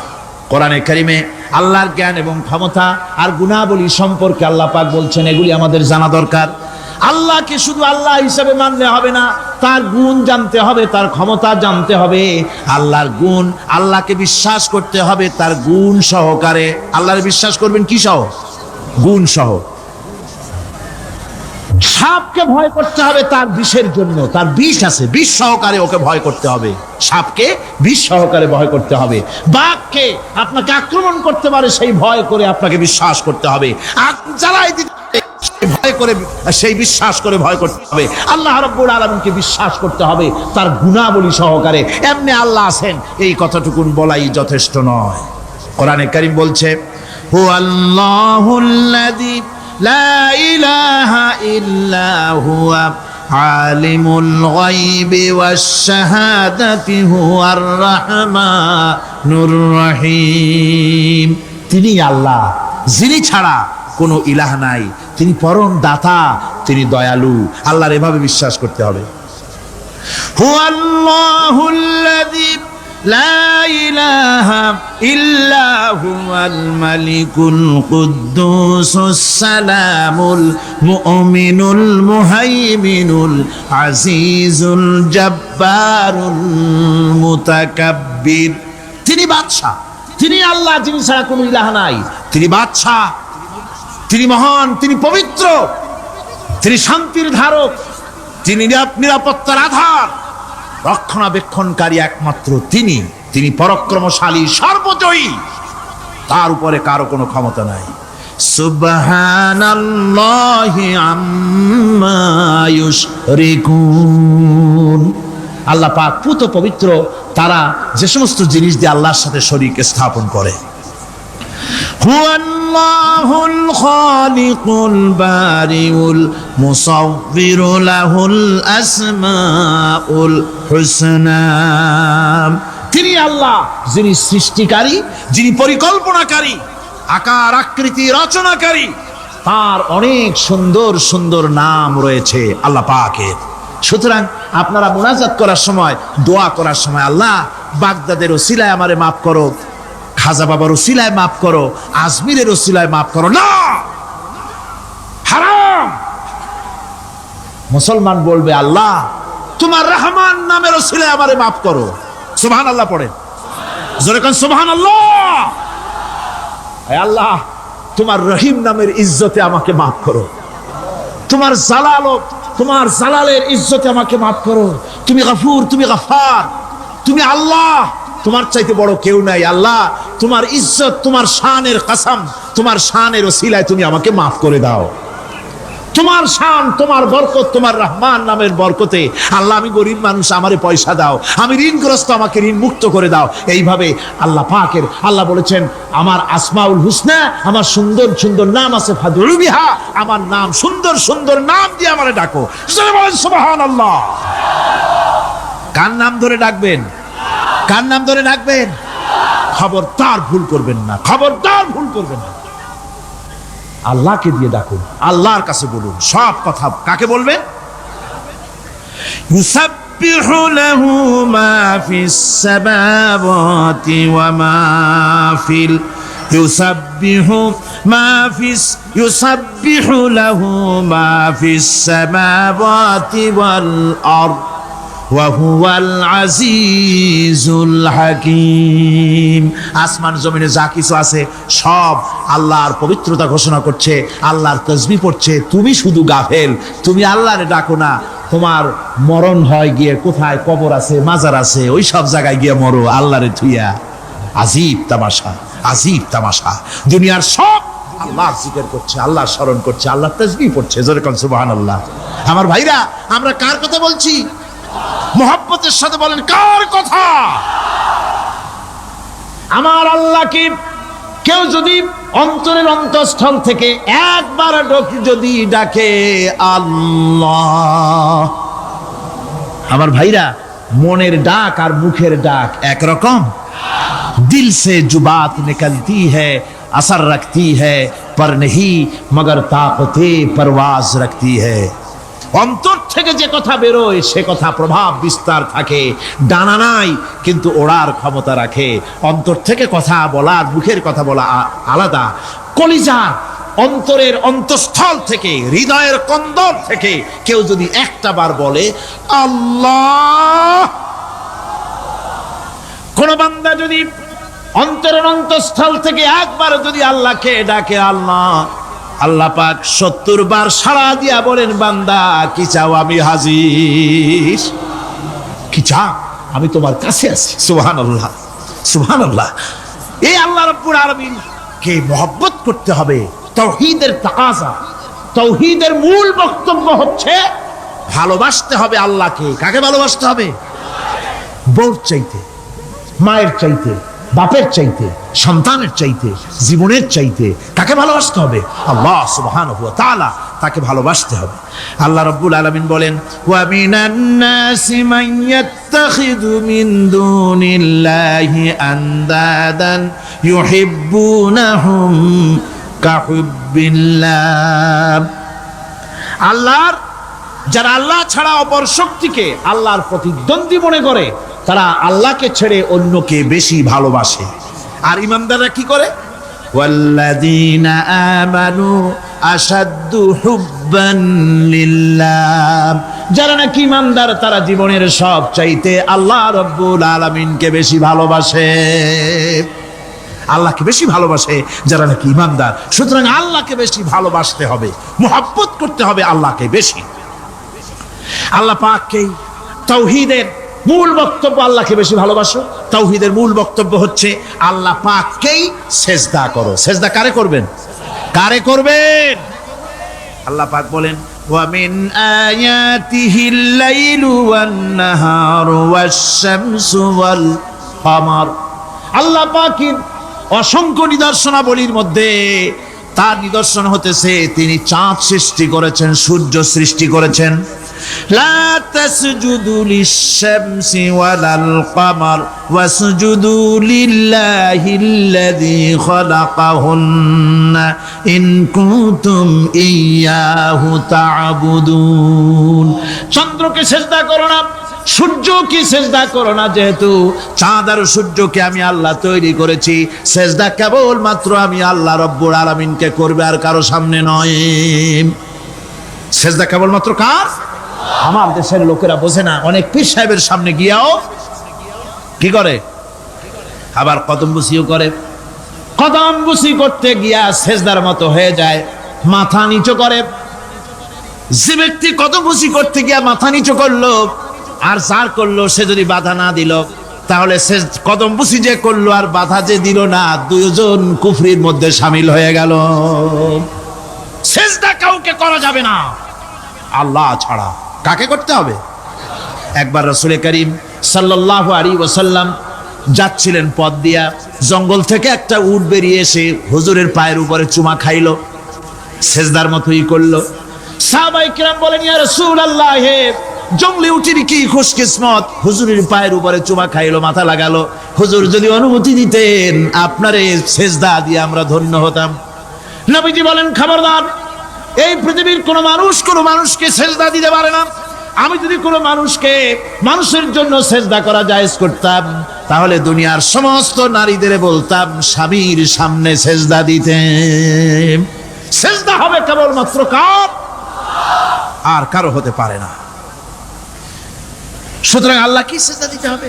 তাওহীদের মূল বক্তব্য, আল্লাহকে ভালোবাসো, আল্লাহরে সেজদা দাও, আর নামাজ প্রতিষ্ঠা করো। কি করো?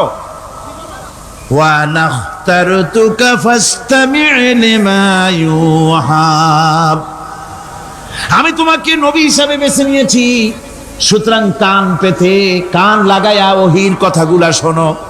কি কথা? ইন্নানি আনাল্লাহ লা ইলাহা ইল্লা আনা। ওহীর কথাগুলি কান পেতে শোনো, নিশ্চয়ই আমি আল্লাহ, আমি ছাড়া কোনো ইলাহ নাই। ফা'বুদনি ওয়াকিমিস সালাতা লিযিকরি, অতএব আমার গোলামি করো, আমার দাসত্ব করো, আমার আনুগত্য করো, আর আমার শরণার্থে নামাজ কায়েম করো, নামাজ প্রতিষ্ঠা করো। মুসলমানদের জীবনে সর্বশ্রেষ্ঠ ইবাদত কোনটি? চিল্লায় কোন কোনটি? আহা, এই নামাজ সর্বশ্রেষ্ঠ ইবাদত। যে নামাজ, সেই নামাজ আমার দেশের মুসলমানেরা ট্রেনে দেখবেন, ট্রেনে যখন যান দেখবেন নামাজের রক্ত হলে কয়টা মুসলমানের নামাজ পড়ে। লঞ্চে যান, স্টিমারে যান, দেখবেন কয়জনে নামাজ পড়ে। বাজার ঘাটে যান, দেখবেন কয়জনে নামাজ পড়ে। নামাজ নাই, নামাজ নাই। লা দীনা লিমান লা সালাতা লাহু, যে ব্যক্তি নামাজ পড়ে না তার কাছে ধর্ম নাই, ঈমান নাই, কিচ্ছু নাই। যে ব্যক্তি ইচ্ছে করে, মান তারাকা সালাতান মুতাআম্মিদান ফাকাদ কাফারা, যে ব্যক্তি ইচ্ছে করে নামাজ ছেড়ে দিল সে কাফের হয়ে গেল। যারা বলেন কি হয়ে গেল? সে কুফরি করল। আল্লাহ নবী বলেছেন, যে ব্যক্তি ইচ্ছে করে নামাজ ছেড়ে দেয়, আল্লাহ রাব্বুল আলামিন আর তার রাসূলের সাথে তার সমস্ত সম্পর্ক ছিন্ন হয়ে যায়, কোনো সম্পর্ক আর থাকে না। এই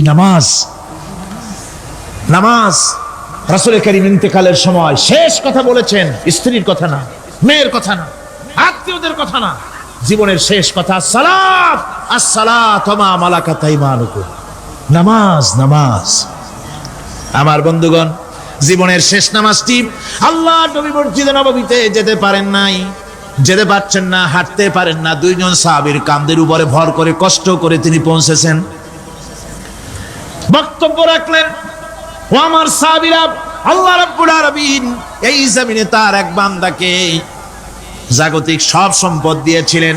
সেই বান্দা জাগতিক সমস্ত সম্পদকে উপেক্ষা করে এক আল্লাহর সঙ্গে দেখা করার জন্য প্রস্তুতি নিয়েছেন। কথার অর্থ কেউ কিছু বুঝলো না। হযরত আবু বকর রাদিয়াল্লাহু তাআলা আনহু কাঁদতে কাঁদতে বেখতার হয়ে যাচ্ছেন, কাঁদতে কাঁদতে পাগলের মতো হয়ে যাচ্ছেন। সাহাবীরা মনে চিন্তা করলেন, আবু বকর বুড়ো মানুষ, এত কাঁদে কেন? হুজুর কার না কার কথা বললেন? জ্ঞান বৃদ্ধ, বয়োবৃদ্ধ হযরত আবু বকর বুঝতে পেরেছেন তামাম পৃথিবীর জাগতিক সম্পদ আল্লাহ দিতে চেয়েছেন তার হাবিবকে। তার হাবিব সমস্ত সম্পদকে উপেক্ষা করে মাওলার সঙ্গে দিদার করার জন্য প্রস্তুতি নিয়েছেন। তার মানে হলো অতি বিলম্বে আমরা সাহাবীরা রাসূলের থেকে জনমের মতো এতিম হয়ে যাব। হুজুর বললেন, আজ থেকে মসজিদে নববীর সমস্ত দরজাগুলি বন্ধ হয়ে যাবে, শুধু আবু বকরের দরজাটা খোলা থাকবে। হযরত আবু বকরের কে দায়িত্ব দিয়ে রাসূল পাক হুজরা শরীফে চলে গেলেন। পরবর্তী নামাজে রক্তে এশা রক্ত হয়ে গিয়েছে। সাহাবীরা অনেকক্ষণ অপেক্ষা করে হযরতে আবু বকর রাদিয়াল্লাহু তাআলা আনহুকে ইমামতির জায়গায় দিয়ে দিলেন। তিনি নামাজ শুরু করলেন, পিছনে সাহাবারা কান্দা শুরু করে দিলেন। তাদের মনের ধারণা হলো আল্লাহর নবীর পিছনে নামাজ পড়া জীবনে আমাদের আর কিসমতে হবে না। সাহাবীরা কাঁদতেছেন, আল্লাহর নবী জ্বরে একবার বেহুশ হয়ে পড়েন, আবার একবার হুশে আসেন। নবীজি হুশে এসে হযরত আয়েশাকে জিজ্ঞেস করেন, আয়েশা রে এখন কোন সময়? হযরত আয়েশা বলেন, হুজুর নামাজে রক্ত হয়ে গেছে। সাহাবায়ে কিরাম আপনার অপেক্ষা করে জামাত শুরু করে দিয়েছেন। হুজুর বলেন দরজাটা খুলে দাও, আমি একটু দৃশ্যটা দেখি। দরজা খুলে দেওয়া হলো। হযরত আয়েশার কাঁধের উপরে ভর করে হুজুর মাথা উঁচু করে মসজিদে নববী নামাজের দৃশ্য দেখে কিছুক্ষণ তাকায় থেকে শুয়ে পড়লেন। হুজুরের দুই চোখ দিয়ে পানি বেয়ে পড়তে লাগলো। হযরত আয়েশা বলেন, হুজুর নামাজের দৃশ্য দেখে কাঁদেন কেন? আল্লাহর নবী বলেন, আয়েশা রে এটা কোনো দুঃখের বাণী নয়, আমার চোখে পানি এসেছে বড় তৃপ্তির বাণী। আজকে নামাজের যে জামাতের দৃশ্য দেখলাম, এই জামাতকে কায়েম করার জন্য তায়েফের ময়দানে আমার রক্ত দিয়ে তায়েফের ময়দান রঞ্জিত হয়েছে, ওহদের ময়দানে আমার দামদান মোরাও শহীদ হয়েছে, সাহাবায়ে কিরাম জীবন দিয়েছেন। এই কষ্টের বিনিময়ে আজ জামাত কায়েম হয়ে গিয়েছে। এই দৃশ্য দেখে আমার মনে পড়লো কিয়ামত পর্যন্ত আমার যত উম্মত পৃথিবীতে আসবে এইভাবে করে তারা জামাত বন্দী হয়ে নামাজ আদায় করবে। আমার ভাইরা, নামাজ হচ্ছে মুসলমানদের জীবনের শ্রেষ্ঠ ইবাদত। সেই নামাজ মুসলমানদের কাছে নাই। নামাজকে ফালতু কাজ বলে মনে করে। আমার বন্ধুগণ, নামাজ পড়বেন, নামাজ পড়বেন, নামাজ ছেড়ে দিবেন না। বলেন তো শয়তান আল্লাহর কয়টা হুকুম ভেঙেছিল? ইবলিস কয়টা হুকুম ভেঙেছে? একটা হুকুম ভাঙ্গা ইবলিস হইছে কি? শয়তান। জোরে কোন কি হইছে? শয়তান হয়ে গেল। একটা মানুষ যদি 24 ঘন্টার ভিতরে 5 ওয়াক্ত নামাজ ছেড়ে দেয়, 5 ওয়াক্ত নামাজের ভিতরে 17টা হুকুম আছে। আল্লাহর কয়টা হুকুম? একটা হুকুম ভাঙার কারণে ইবলিস হয়ে গেল শয়তান। আর 24 ঘন্টার ভিতরে 17টা হুকুম আল্লাহর যারা বরবাদ করে তারা তো শয়তানের বাবা হয়ে যায়। শয়তান দূর থেকে সেলুট মারে যে বাবা তুমি শুধু বাপ না, আমার ওস্তাদও। একটা হুকুম ভঙ্গ করে আমার এই দশা হইছে, আর তুমি 24 ঘন্টা আল্লাহর 17টা করে হুকুম ভাঙ্গো। তুমি তো শয়তান না, শয়তানের চাইতেও বেকায়দা। জোরে কর নাউজুবিল্লাহ। নামাজের মধ্যে সেজদা দিবেন, মজা পাবেন। নামাজ মেশিনের মতো পড়বেন না, নামাজ পড়বেন মুহাব্বতের সাথে। আল্লাহর সামনে দাঁড়িয়েছেন, কার সামনে? মেশিনের মতো পড়বেন না, দায় সারা গোছের পড়বেন। আল্লাহর নবী বলেন নামাজের ভিতরে যখন সেজদায় যাবে, সেজদা যখন দিবে তখন মনে করবে তুমি যেন তোমার কপালকে আল্লাহ রব্বুল আলামিনের কদম মোবারকের উপরে ছেড়ে দিয়েছো। নামাজ ছেড়ে দিবেন না। 5 ওয়াক্ত নামাজ আমার যুবক ভাইয়েরা, সর্বশ্রেণীর মুসলমান ভাইয়েরা 5 ওয়াক্ত নামাজ বা জামাত আদায় করবেন। রাজি আছেন? রাজি আছেন? কারা কারা রাজি দেখতে চাই? আলহামদুলিল্লাহ, হাত নামান। জোরে কোন আলহামদুলিল্লাহ, হাত নামান। এতদিন যে নামাজ পড়েন নাই, আল্লাহ যেন মাফ করে দেন। জোরে কোন আমিন। উমরি কাজা শুরু করে দিবেন। 5 ওয়াক্ত নামাজ সঠিকভাবে আদায় করবেন। তাওহীদের তাকাজা হচ্ছে নামাজকেও প্রতিষ্ঠা করতে হবে। তারপরে আল্লাহর আনুগত্যশীল হতে হবে। এগুলি হচ্ছে তাওহীদের তাকাজা, তাওহীদের কথা। আল্লাহ পাকের প্রতি এই মহব্বত নিয়ে আল্লাহ নামাজ, আল্লাহ রোজা ইত্যাদি সঠিকভাবে জীবনের সকল ক্ষেত্রে করতে হবে। আর সাহায্য চাইতে হবে কেবলমাত্র আল্লাহর কাছে। সাহায্যটা কার কাছে চাইবেন কোন তো? একটু মহব্বতের সাথে কোন। যদি কিছু দরকার হয় কার কাছে চাইবেন?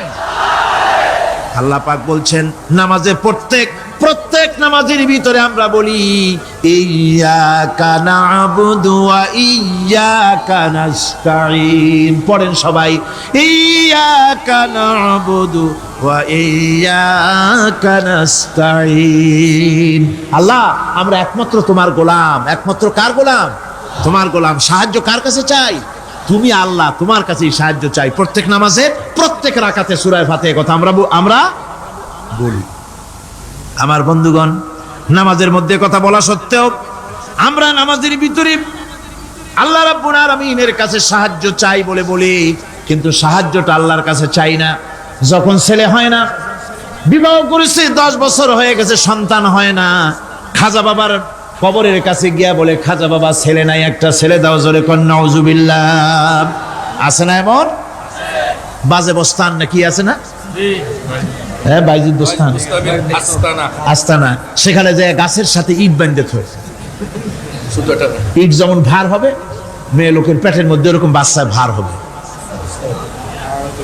নাউজুবিল্লাহ, কি আকীদা, কি খারাফাত, আস্তাগফিরুল্লাহুল আযীম। কোন মুসলমানের করা উচিত না ভাই, কোন মুসলমানের এমনটি কাজ করা উচিত না। আস্তানার কচ্ছপের সাথে আর গাছের দড়ি বাঁধার সাথে সন্তান গ্রহণের কি সম্পর্ক?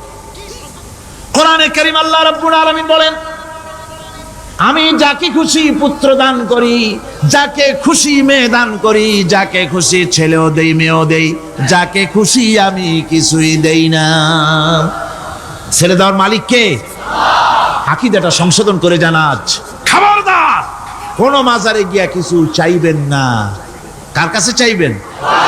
ওই দেখুন আল্লাহ পাক বলেন, ফাইযা ফারাগতা ফানসাব ওয়া ইলা রাব্বিকা ফারগাব।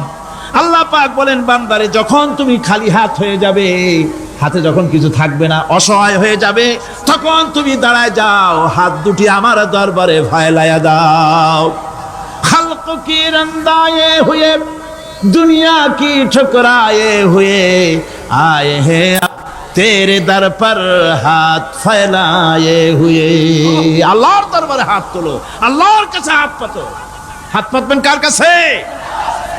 আল্লাহ পাকের কাছে। আল্লাহ শিখাই দিলেন, খালি হাত যখন হয়ে যাবে, আমার কাছে চাও, আমার কাছে দাঁড়াও, কারো কাছে চাইও না, আমারে বলো। বুখারী শরীফের ভিতরে এসেছে, স্যান্ডেলের ফিতা কাছা যদি ছিঁড়ে যায়, মানুষের কাছে চেও না, আমি আল্লাহর কাছে চাও। আমার কাছে চাও, আমি দিব। আল্লাহর ভান্ডারে অভাব আছে? জোরে কোন অভাব আছে? অভাব নাই। বিপদে পড়ে গেছেন, মুসিবতে পড়ে গেছেন, মাজারে গিয়া খবরদার কোন মাজারে গিয়া কিছু চাইবেন না। মাজারে গিয়া নিজের প্রয়োজনের কথা বলবেন না, পরিষ্কার হারাম, হারাম কোনো সন্দেহ নাই। মাজারে গিয়া কিছু চাইবেন না, চাইবেন আল্লাহর কাছে। আপনি দেখুন, ইউনূস আলাইহিস সালাম বিপদে পড়লেন, আপনি কি ইউনূস আলাইহিস সালামের চাইতে বেশি বিপদে পড়ছেন নাকি? কোন ইউনূস আলাইহিস সালামের চাইতে অত বড় বিপদে দুনিয়ার কোন মানুষ পড়ছে কোনোদিন?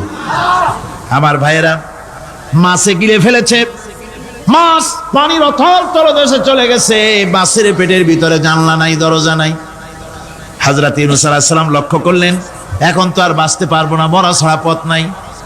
ইউনূস আলাইহিস সালাম চিৎকার মারলেন, লা ইলাহা ইল্লা আনতা সুবহানাকা ইন্নী কুনতু মিনাজ জালিমিন। পড়েন সবাই, লা ইলাহা ইল্লা আনতা সুবহানাকা ইন্নী কুনতু মিনাজ জালিমিন। লা ইলাহা ইল্লা আনতা, আল্লাহ তুমি ছাড়া কেউ নাই, তুমি ছাড়া কেউ নাই, কোন ইলাহ নাই, মাবুদ নাই। আমি তোমার পবিত্রতা ঘোষণা করছি, তুমি দয়া করে আমাকে বাঁচাও, আমি আমার নিজের উপর জুলম করেছি। আমার বন্ধুগণ, এত বড় মারাত্মক বিপদের ভিতরে ইউনূস আলাইহিস সালাম যখন চিৎকার মারলেন, পানির ভিতরে বসে, মাছের পেটের ভিতরে বসে, আল্লাহ রাব্বুল আলামিন চুপ করে থাকলেন না, সঙ্গে সঙ্গে রাব্বুল আলামিন জবাব দিয়া দিলেন, فاستجبنا له ونجيناه من الغم وكذلك ننجي المؤمنين। আমি বললাম, ইউনূস তুমি বিপদে পড়েছ, তুমি যখন চিৎকার মারলে, তোমার চিৎকারের আওয়াজ দুনিয়ার কেউ শোনে নাই, কোন রাজা বাদশাহ, তোমার আত্মীয় বন্ধু বান্ধব কেউ শোনে নাই। নদীর অতল তলদেশে মাছের পেটের ভিতরে বসে যে চিৎকার তুমি মারলে, পৃথিবীর কেউ শোনে নাই, আমি তোমার আরশের মালিক আল্লাহ রব্বুল আলামিন শুনেছি। শুধু শুনি নাই, জবাব দিয়া দিলাম, মাছের পেটের ভিতরে বেদনার সৃষ্টি করে দিলাম। মাছ বেটে উঠল নদীর উপরে, ব্যথার চোটে মাছ দেখলো, বমি করা ছাড়া পথ নাই, মাছ দরিয়ার কিনারে গিয়া বমি করে ফালাই দিল ইউনূস আলাইহিস সালামকে। আল্লাহ বলেন, ইউনূস রে বাঁচায় দিলাম। ও পৃথিবীর মুমিনেরা, শুধু ইউনূসকে নয়, পৃথিবীর মুমিন বান্দারা যখন বিপদে পড়বে আর আমার কাছে যদি তারা প্রার্থনা করে, আমার কাছে সাহায্য চাই, ওয়া কাযালিকা নুজিল মুমিনিন, এইভাবে করে আমি মুমিনদেরকেও বিপদ থেকে বাঁচাইয়া দিব। জোরে কান সুবহানাল্লাহ। ওয়াদা কার? ওয়াদা কার? সুতরাং মাজারে নয়, মসজিদে গিয়া কানবেন। কোথায় গিয়া কানবেন? কোথায়? মসজিদে গিয়া কানবেন। ربنا ظلمنا أنفسنا وإن لم تغفر لنا وترحمنا لنكونن من الخاسرين ربنا لا تزغ قلوبنا بعد إذ هديتنا وهب لنا من لدنك رحمة إنك أنت الوهاب أي الله تعالى হাজার হাজার মুসলমান নরনারী ঠান্ডাকে উপেক্ষা করে তোমার দ্বীনের কথা শোনার জন্য, কোরআনে কারীমের কথা শোনার জন্য এই মাঠে এসে হাজির হয়েছে। আল্লাহ তুমি দয়া করে মেহেরবানি করে আলোচনার সওয়াবটুকু হুজুরে পুরনূর সাল্লাল্লাহু আলাইহি সাল্লামের রূহ মুবারকে পৌঁছে দাও। রব্বুল আলামিন, আমাদের মধ্য থেকে যাদের মা বাপ দুনিয়া থেকে জনমের মতো বিদায় হয়ে গেছে, আল্লাহ কবরে যদি আযাব থাকে দয়া করে আযাব মাফ করে দাও। আল্লাহ আমাদের মা বাপের উপরে তোমার রহমত নাজিল করো। রব্বিরহামহুমা কামা রাব্বায়ানি সগীরা, রব্বিরহামহুমা কামা রাব্বায়ানি সগীরা। হে আল্লাহ রাব্বুল আলামিন, এই মাহফিলে যত লোক আছি আমরা, কার কোন ব্যাধি আছে, রোগ আছে, আমরা তুমি ভালো করে জানো। আমাদের প্রত্যেকের ব্যাধিকে তুমি শিফায়ে আজলা দান করে দাও।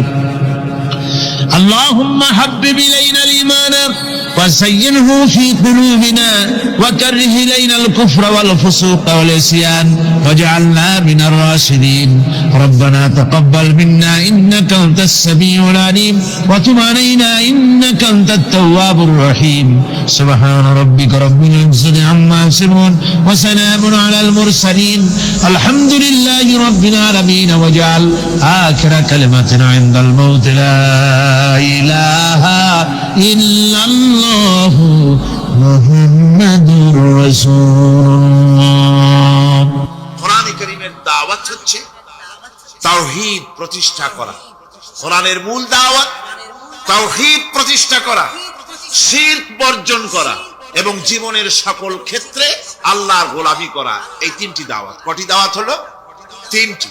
প্রথম হচ্ছে তাওহীদ প্রতিষ্ঠা করা, 2 নম্বরে শিরক বর্জন করা, 3 নম্বরে জীবনের সকল ক্ষেত্রে গোলামি হবে কার? আল্লাহ পাকের। একটি ইমারত, একটি বিল্ডিং নির্মাণ করতে হলে সর্বপ্রথম তার ভিত্তিকে দৃঢ়ভাবে গঠন করতে হবে, তার ফাউন্ডেশনকে মজবুত করতে হবে। ফাউন্ডেশন যদি দুর্বল হয় তার উপরে সুদৃঢ় ইমারত দাঁড়াতে পারে না। আপনি মনে করেন একটা বিল্ডিং বানাবেন, মাল্টি স্টোর বিল্ডিং, একটি বহুতল বিশিষ্ট একটা দালান বানাবেন।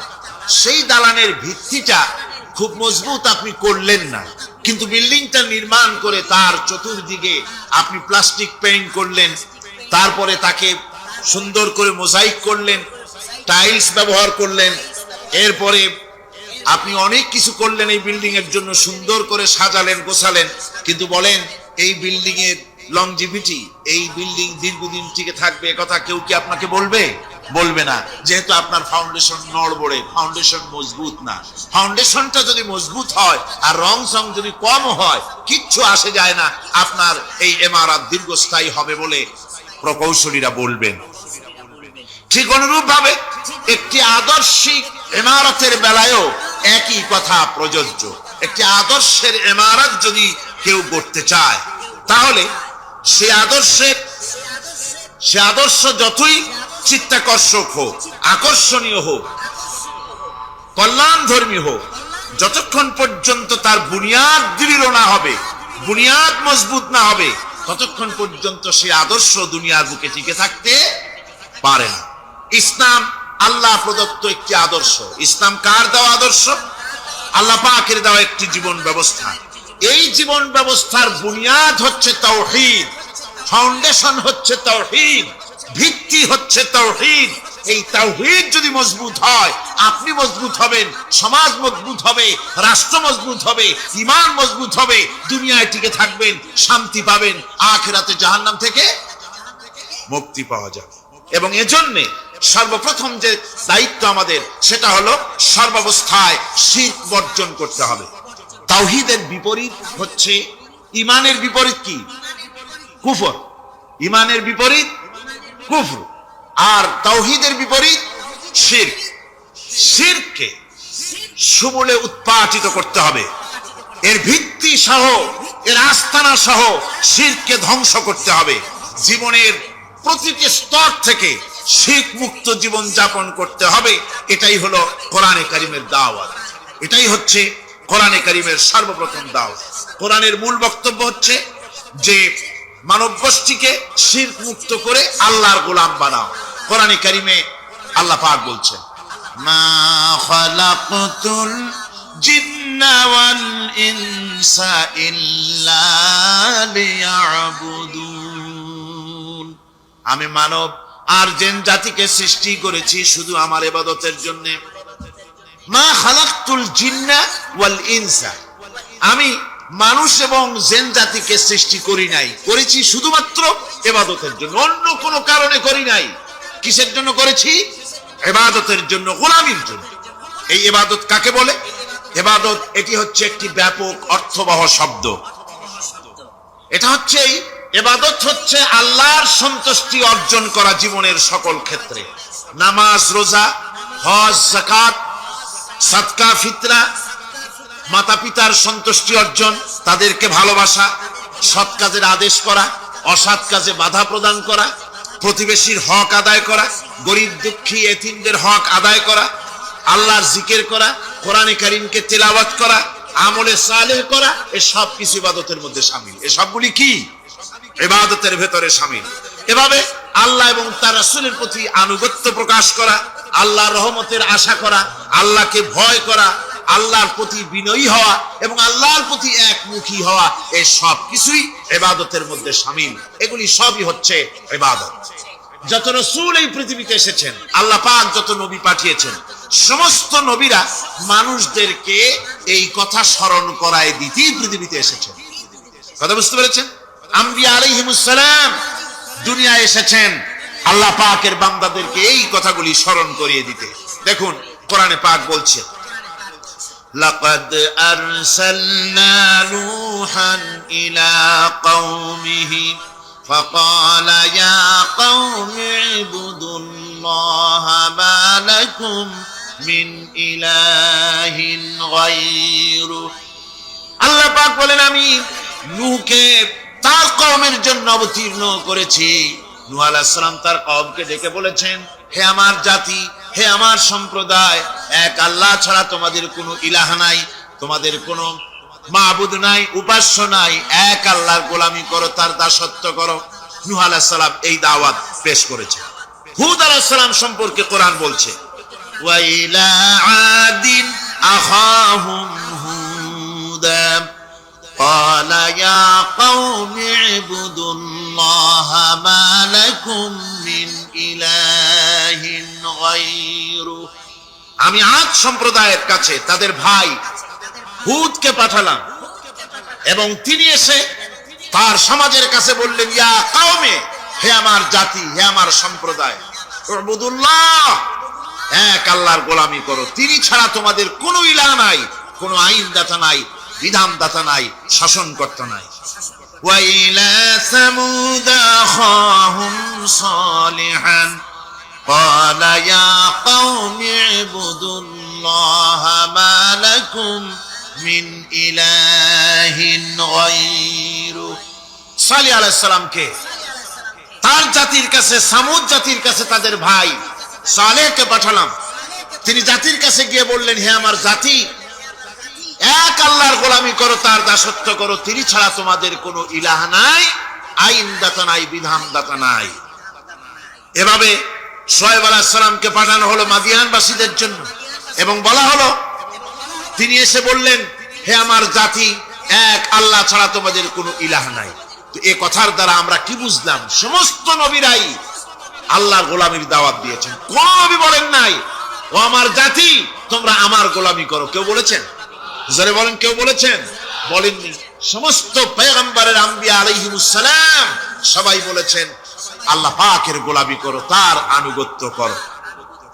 প্রত্যেক জাতির নিকট আমি রাসূল প্রেরণ করেছি, কোন জাতি বাদ পড়ে নাই। ওয়ালাকাদ বাসনা ফি কুল্লি উম্মাতির রাসূলা আনি ইবুদুল্লাহ ওয়াজতানিবুত তাগুত। আমি প্রত্যেক জাতির জন্য রাসূল প্রেরণ করেছি। সবাই এসে রাসূল পয়গম্বরের দাওয়াত দিয়েছেন, আনি ইবুদুল্লাহ, এক আল্লাহর গোলামি করো, এক আল্লাহর দাসত্ব করো, ওয়াজতানিবুত তাগুত, আর তাগুতকে বর্জন করো। তাগুতের অর্থ মনে আছে আপনাদের? তাগুত যাদের মনে নেই আবার শোনাই। তাগুত বলা হয় সেই শক্তিকে যে শক্তি শুধু নিজেই আল্লাহর আইন অমান্য করে না, অন্যদেরকেও আল্লাহর আইন অমান্য করতে বাধ্য করে, সেই শক্তিকে বলা হয় তাগুত। আল্লাহ পাকের সমস্ত নবীরা বলেছেন এক আল্লাহর গোলামি করো, তাগুতকে বর্জন করো। কোরআনে কারীম বলছে ফামান ইয়াকফুর বিত্তাগুতি ওয়া ইউমিন বিল্লাহি ফাকাদ ইসতামসাকা বিল উরওয়াতিল উসকা লা ইনফিসামা লাহা ওয়াল্লাহু সামিউন আলীম। ফামান ইয়াকফুর বিত্তাগুত, যারা তাগুতকে অস্বীকার করেছে, ওয়া ইউমিন বিল্লাহ, এবং এক আল্লাহর উপরে বিশ্বাস স্থাপন করেছে, ফাকাদ ইসতামসাকা বিল উরওয়াতিল উসকা, তারা এমন এক মহান, এমন এক দৃঢ় অবলম্বন গ্রহণ করেছে যা তাকেই কোনো কিছুই তাকে ধ্বংস করতে পারবে না, বিচ্ছিন্ন করে দিতে পারবে না, ক্ষতিগ্রস্ত করতে পারবে না, বিপর্যস্ত করে দিতে পারবে না, এমন এক অবলম্বন সে গ্রহণ করেছে। তাগুতকে বর্জন করতে হবে এবং আল্লাহর উপর ঈমান আনতে হবে, আল্লাহর গোলামি করতে হবে। এই কথাই কোরআনে কারীমের মধ্যে আল্লাহ সুবহানাহু ওয়া তাআলা বারবার বলেছেন, গোলামি করতে হবে আল্লাহ পাকের। সমস্ত নবীরা বলেছেন ইয়া কওমি, নবীরা কি বলেছেন? হে আমার জাতি। এই দাওয়াত যখন আমাদের নবী দিলেন, বিশ্ব নবী যখন এই দাওয়াত দিলেন, আল্লাহ রাব্বুল আলামিন তার মুখ থেকে এই দাওয়াত যখন পেশ করালেন, তখন তিনি দাওয়াতটা এভাবে দিলেন, ইয়া কওমি বললেন না। হুজুর কি ইয়া কওমি বলেছেন? কখনো বলেন না। ইয়া কওমি আল্লাহ হুজুরের মুখ দিয়ে কথা বের করার নাই, যেহেতু হুজুর তো আঞ্চলিক নবী নন, হুজুর তো গোত্রভিত্তিক নবী নন, রাসূল করিম সাল্লাল্লাহু আলাইহি ওয়াসাল্লাম কোন ভাষাভিত্তিক নবী নন। রাসূল কি নবী? চিল্লায় কোন না। আল্লাহ পাক কোরআনে কারীমের মধ্যে বলেছেন, কুল ইয়া আইয়ুহান নাসু ইন্নী রাসূলুল্লাহি ইলাইকুম জামিআ। হে নবী আপনি বলুন, ও মানব সকল, ও পৃথিবীর মানব সকল, আমি আল্লাহর পক্ষ থেকে তোমাদের সকলের জন্য আমি নবী হয়ে এসেছি।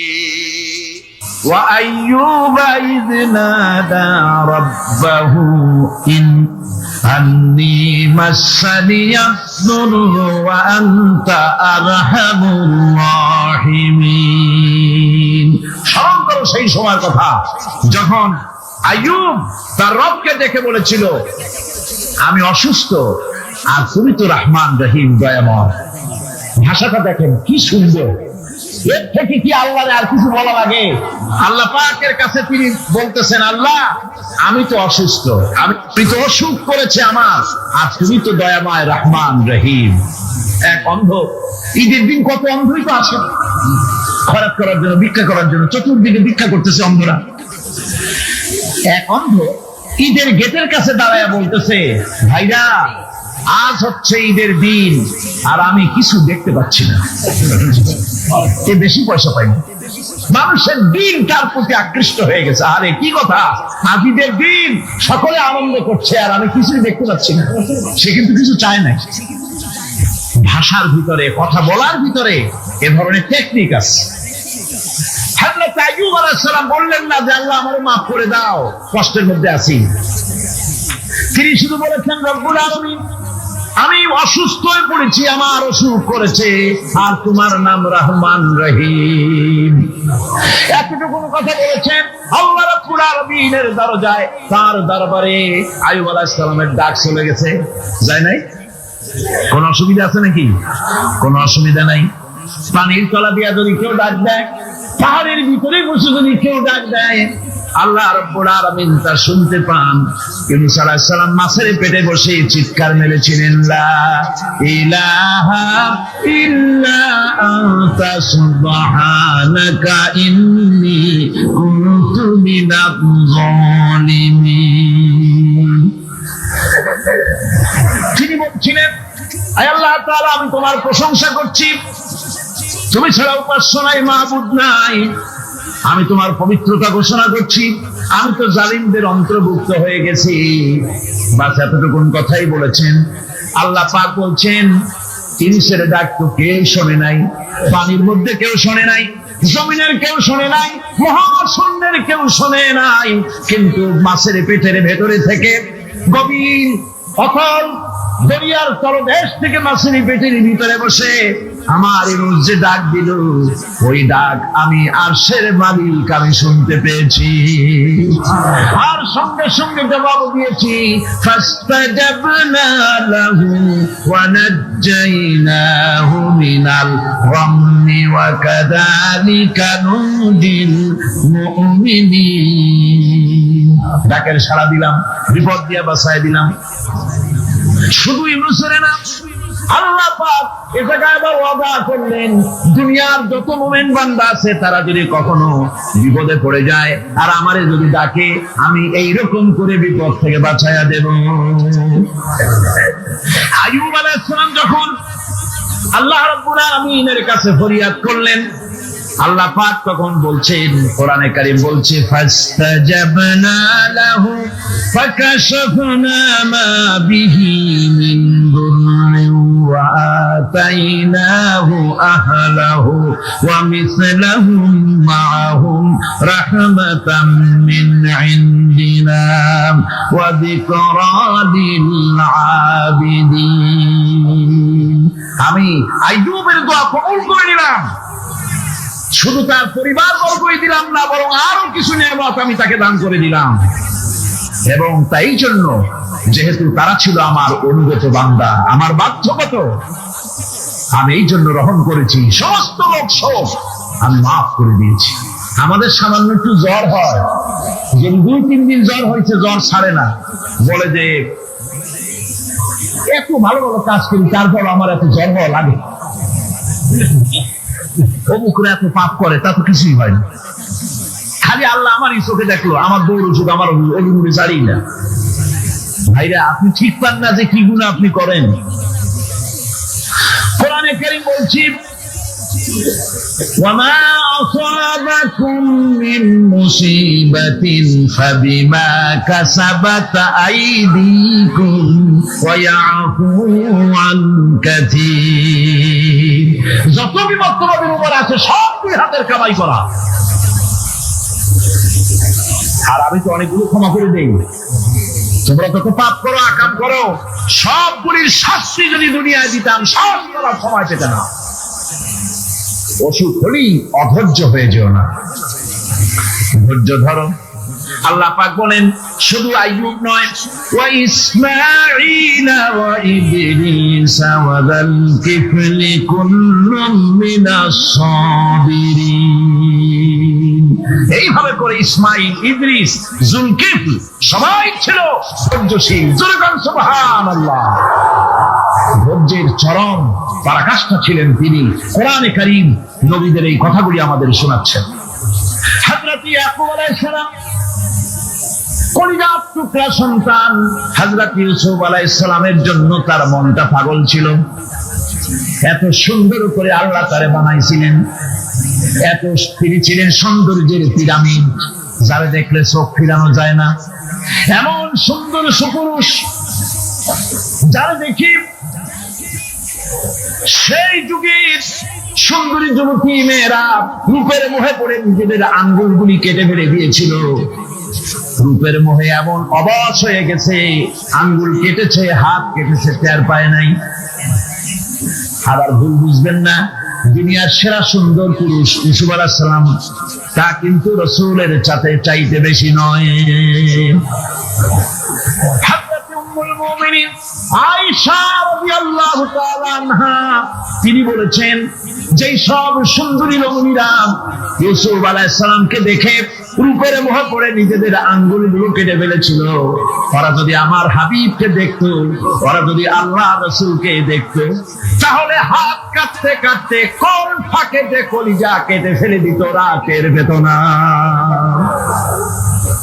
আমার বন্ধুগণ, হযরত আইয়ুব আলাইহিস সালাম সন্তানের মায়া, অন্যান্য ভাইরা হিংসায় পড়ে গেল, তারা নিয়ে তাকে কুয়ায় ফেলে দিল। সেখান থেকে তারা একটা ছাগল বা কোনো পশু জবাহ করে তার রক্ত মাখাইয়া জামায়ানে হাজির করে দিল।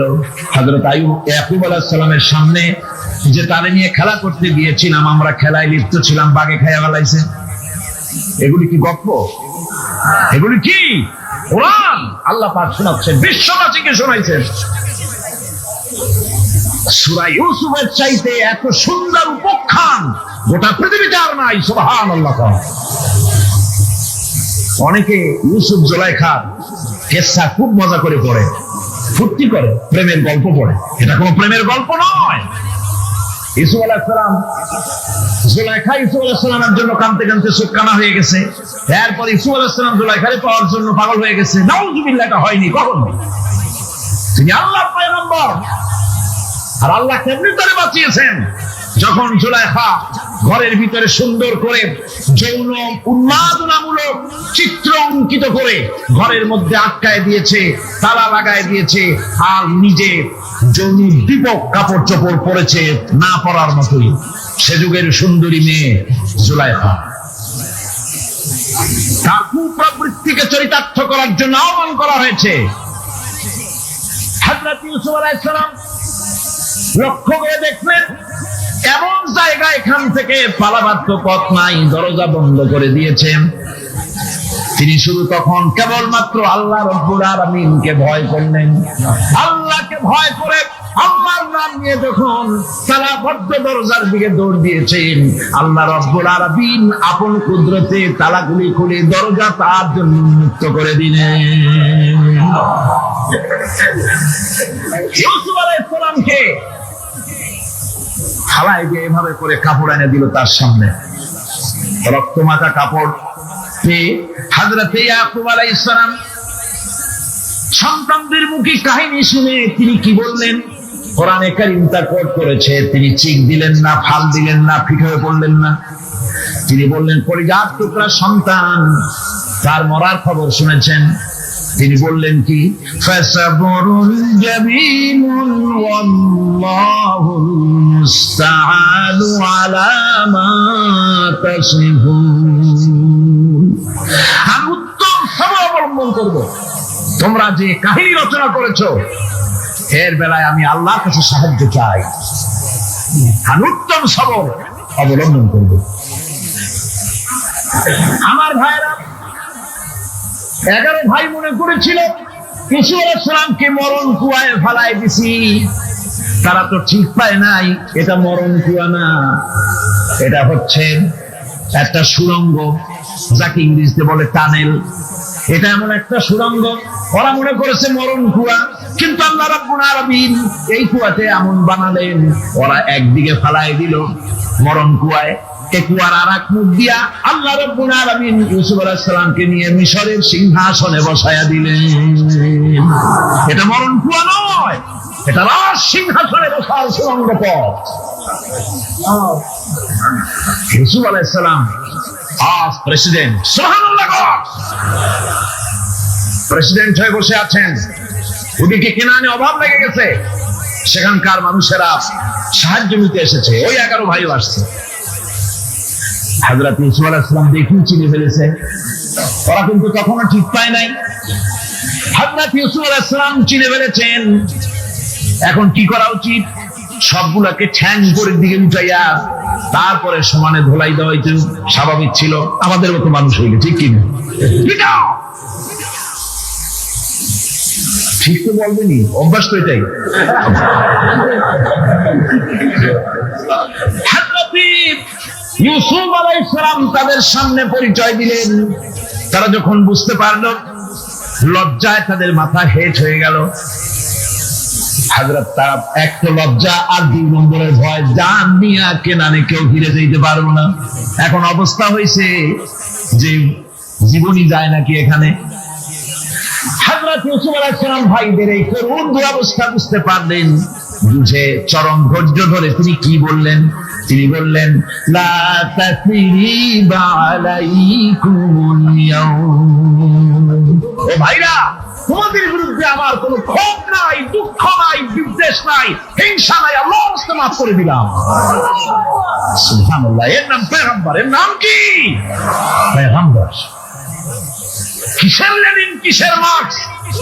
জনেরা, ভুল পথে মানুষ চলেছিল, আলহামদুলিল্লাহ আল্লাহ এগুলোরে ডাস্টবিনে ফেলাই দিচ্ছে। কারণ আলহামদুলিল্লাহ, আলহামদুলিল্লাহ। পয়গম্বর কারে বলে? কারে বলে পয়গম্বর? কি চরিত্র! রাসূল করিম সাল্লাল্লাহু আলাইহি ওয়াসাল্লাম তাকে একজন সাহাবী বলছিলেন, হুজুর বলছেন এই কামটা করলা না কেন? সাহাবী বললেন, হুজুর আপনি যদি চোখের ইশারায় বলতেন মুখ দিয়ে না কইয়া, তাও তো আমি কামটা করে ফেলতাম, আমি তো বুঝি নাই। হুজুর বললেন, চোখের ঠারে ঠারে কাজ করা নবুয়তের শান নয়। আল ওয়াদুহু ওয়াস সারাহা, নবীরা যা করেন তা ডাইরেক্ট, কোনো বক্রতা নাই, স্পষ্ট কথা। আমার ভাইরা, হযরত ইউসুফ আলাইহিস সালাম বিনিয়ামিনকে কাছে নিয়ে পরিচয় দিলেন তার ভাইদের সামনে। কোরআনে কারীম বলছে, ক্বালা আনা ইউসুফ ওয়া হাদা আখি قد من الله علينا إنه من يتقي ويصبر فإن الله لا يضيع أجر المحسنين। আমি ইউসুফ আর এই হচ্ছে আমার ভাই। আল্লাহ আমাদের উপর ইহসান করেছেন। প্রকৃতপক্ষে যারা আল্লাহকে ভয় করে এবং সবর ইখতিয়ার করে, আল্লাহ এভাবে তাদেরকে তাদের আমলকে নিষ্ফল হতে দেন না। আমার এই জামাটা নিয়ে যাও। হযরত ইয়াকুব আলাইহিস সালাম কলিজার টুকরা সন্তান ইউসুফ আলাইহিস সালামের বিরহ যন্ত্রণায় ছেলেকে কতদিন দেখে না, কাঁদতে কাঁদতে চোখ দুটো অন্ধ হয়ে গেছে। মিশর থেকে কেনানের দিকে জামা রওনা হয়েছে। কোথায় মিশর, কোথায় কেনান? জামা যখন রওনা হয়ে গেছে, হযরত ইয়াকুব বলতেছেন, আমি যেন আমার ইউসুফের গন্ধ নাকে পেতেছি। জামা চলে এলো, চোখের উপরে রাখলেন, আল্লাহ রাব্বুল আলামিন তাকে চক্ষুষ্মান বানায়া দিলেন। ভাইরা আমার, পয়গম্বররা সবর করে গোটা দুনিয়ার মানুষের সামনে দৃষ্টান্ত সেট করেছেন সবর কারে কর। আমার ভাইরা, হযরত ইব্রাহিম আলাইহিস সালামের কথা আল্লাহ পাক কোরআনে কারীমে বলছেন, সবর কারে কয় দেখো, শেখো সবর কারে কয়। আল্লাহ পাক বললেন, ইব্রাহিম তোমার বিবি আর তোমার নবজাতক এই সন্তানকে রেখে আসো মক্কা নগরীতে। তিনি চলে গেলেন, সেখানে ঘর নাই, বাড়ি নাই, কিচ্ছু নাই, চতুর্দিকে ধুধু বালু আর মরুভূমি। হযরতে হাজরা বলছেন, ইব্রাহিম সামান্য পানি আর খাবার দিয়া আমার সন্তান শুদ্ধ এখানে রেখে যেতেছো, আমি কি অপরাধ করেছি? কোনো জবাব নাই। 2 বার 3 বার বলার পরে হাজরা বলছেন, ইব্রাহিম গো, তবে কি আমার আল্লাহর হুকুম মতো আমারে রেখে যাচ্ছ নাকি? হযরত ইব্রাহিম আকাশের দিকে আঙ্গুল উঁচু করলেন। কথা বলবেন, বাক শক্তি বেরোচ্ছে না। 80 বছর বয়সের সময় একটা বাচ্চা আল্লাহ তাআলা দিচ্ছেন। আর এমন বাচ্চা, পয়গম্বরের ছেলে, কি সুন্দর চেহারা, মরুভূমির উপরে ফালাই দিয়েছো। ফালাই দিয়ে রওনা হয়ে যাচ্ছেন, মুখ দিয়ে কথা সরছে না, আকাশের দিকে দেখালেন। হযরত হাজরা বুঝতে পারলেন। হযরত হাজরা বলেন, ইব্রাহিম কোনো চিন্তা নাই, নিশ্চিন্ত করে বাড়ি ফিরে যাও। আমি আমার আল্লাহর উপরে এতটা ভরসা করি, আল্লাহর হুকুমে যদি আমার এখানে রেখে দিয়ে থাকো, ওই আল্লাহ পাক আমাকে আর আমার কলিজার টুকরা ইসমাইলকে পানিতে আর খাবারে মারবেন না, অবশ্যই তিনি ব্যবস্থা করবেন। ব্যবস্থা হয়ে গেল, হযরত ইসমাইল বড় হয়ে গেলেন। আল্লাহ পাক ওমর করলেন, জবাব করো ছেলেকে। নূরের শরীর, রহমতের শরীর, কিটি কিটি রক্ত ঝরছে। নবীজিকে জোর করে উঠায়া জবরদস্তি করে হাসার জন্য তারা ধাক্কা মারতেছে। আবার কিছুদিন গিয়ে নবীজি আবার বেহুশ হয়ে পড়েছেন, এইখান থেকে আবার উঠাইছে, আবার ধাক্কা মারতেছে। 3 নম্বরের আর একটা জায়গা আছে যেখানে ভাঙ্গা একটা মসজিদ। তাইফের লোকেরা আমাকে বলল, এই জায়গাটা হলো শেষ জায়গা যেখানে রাসূল করিম তৃতীয়বারের মতো বেহুশ হয়েছিলেন, এখানেই হুজুরের রক্ত ঝরেছে বেশি। 2 রাকাত নামাজ পড়লাম, সিজদায় পড়ে এমন কান্না কাঁদলাম, আল্লাহর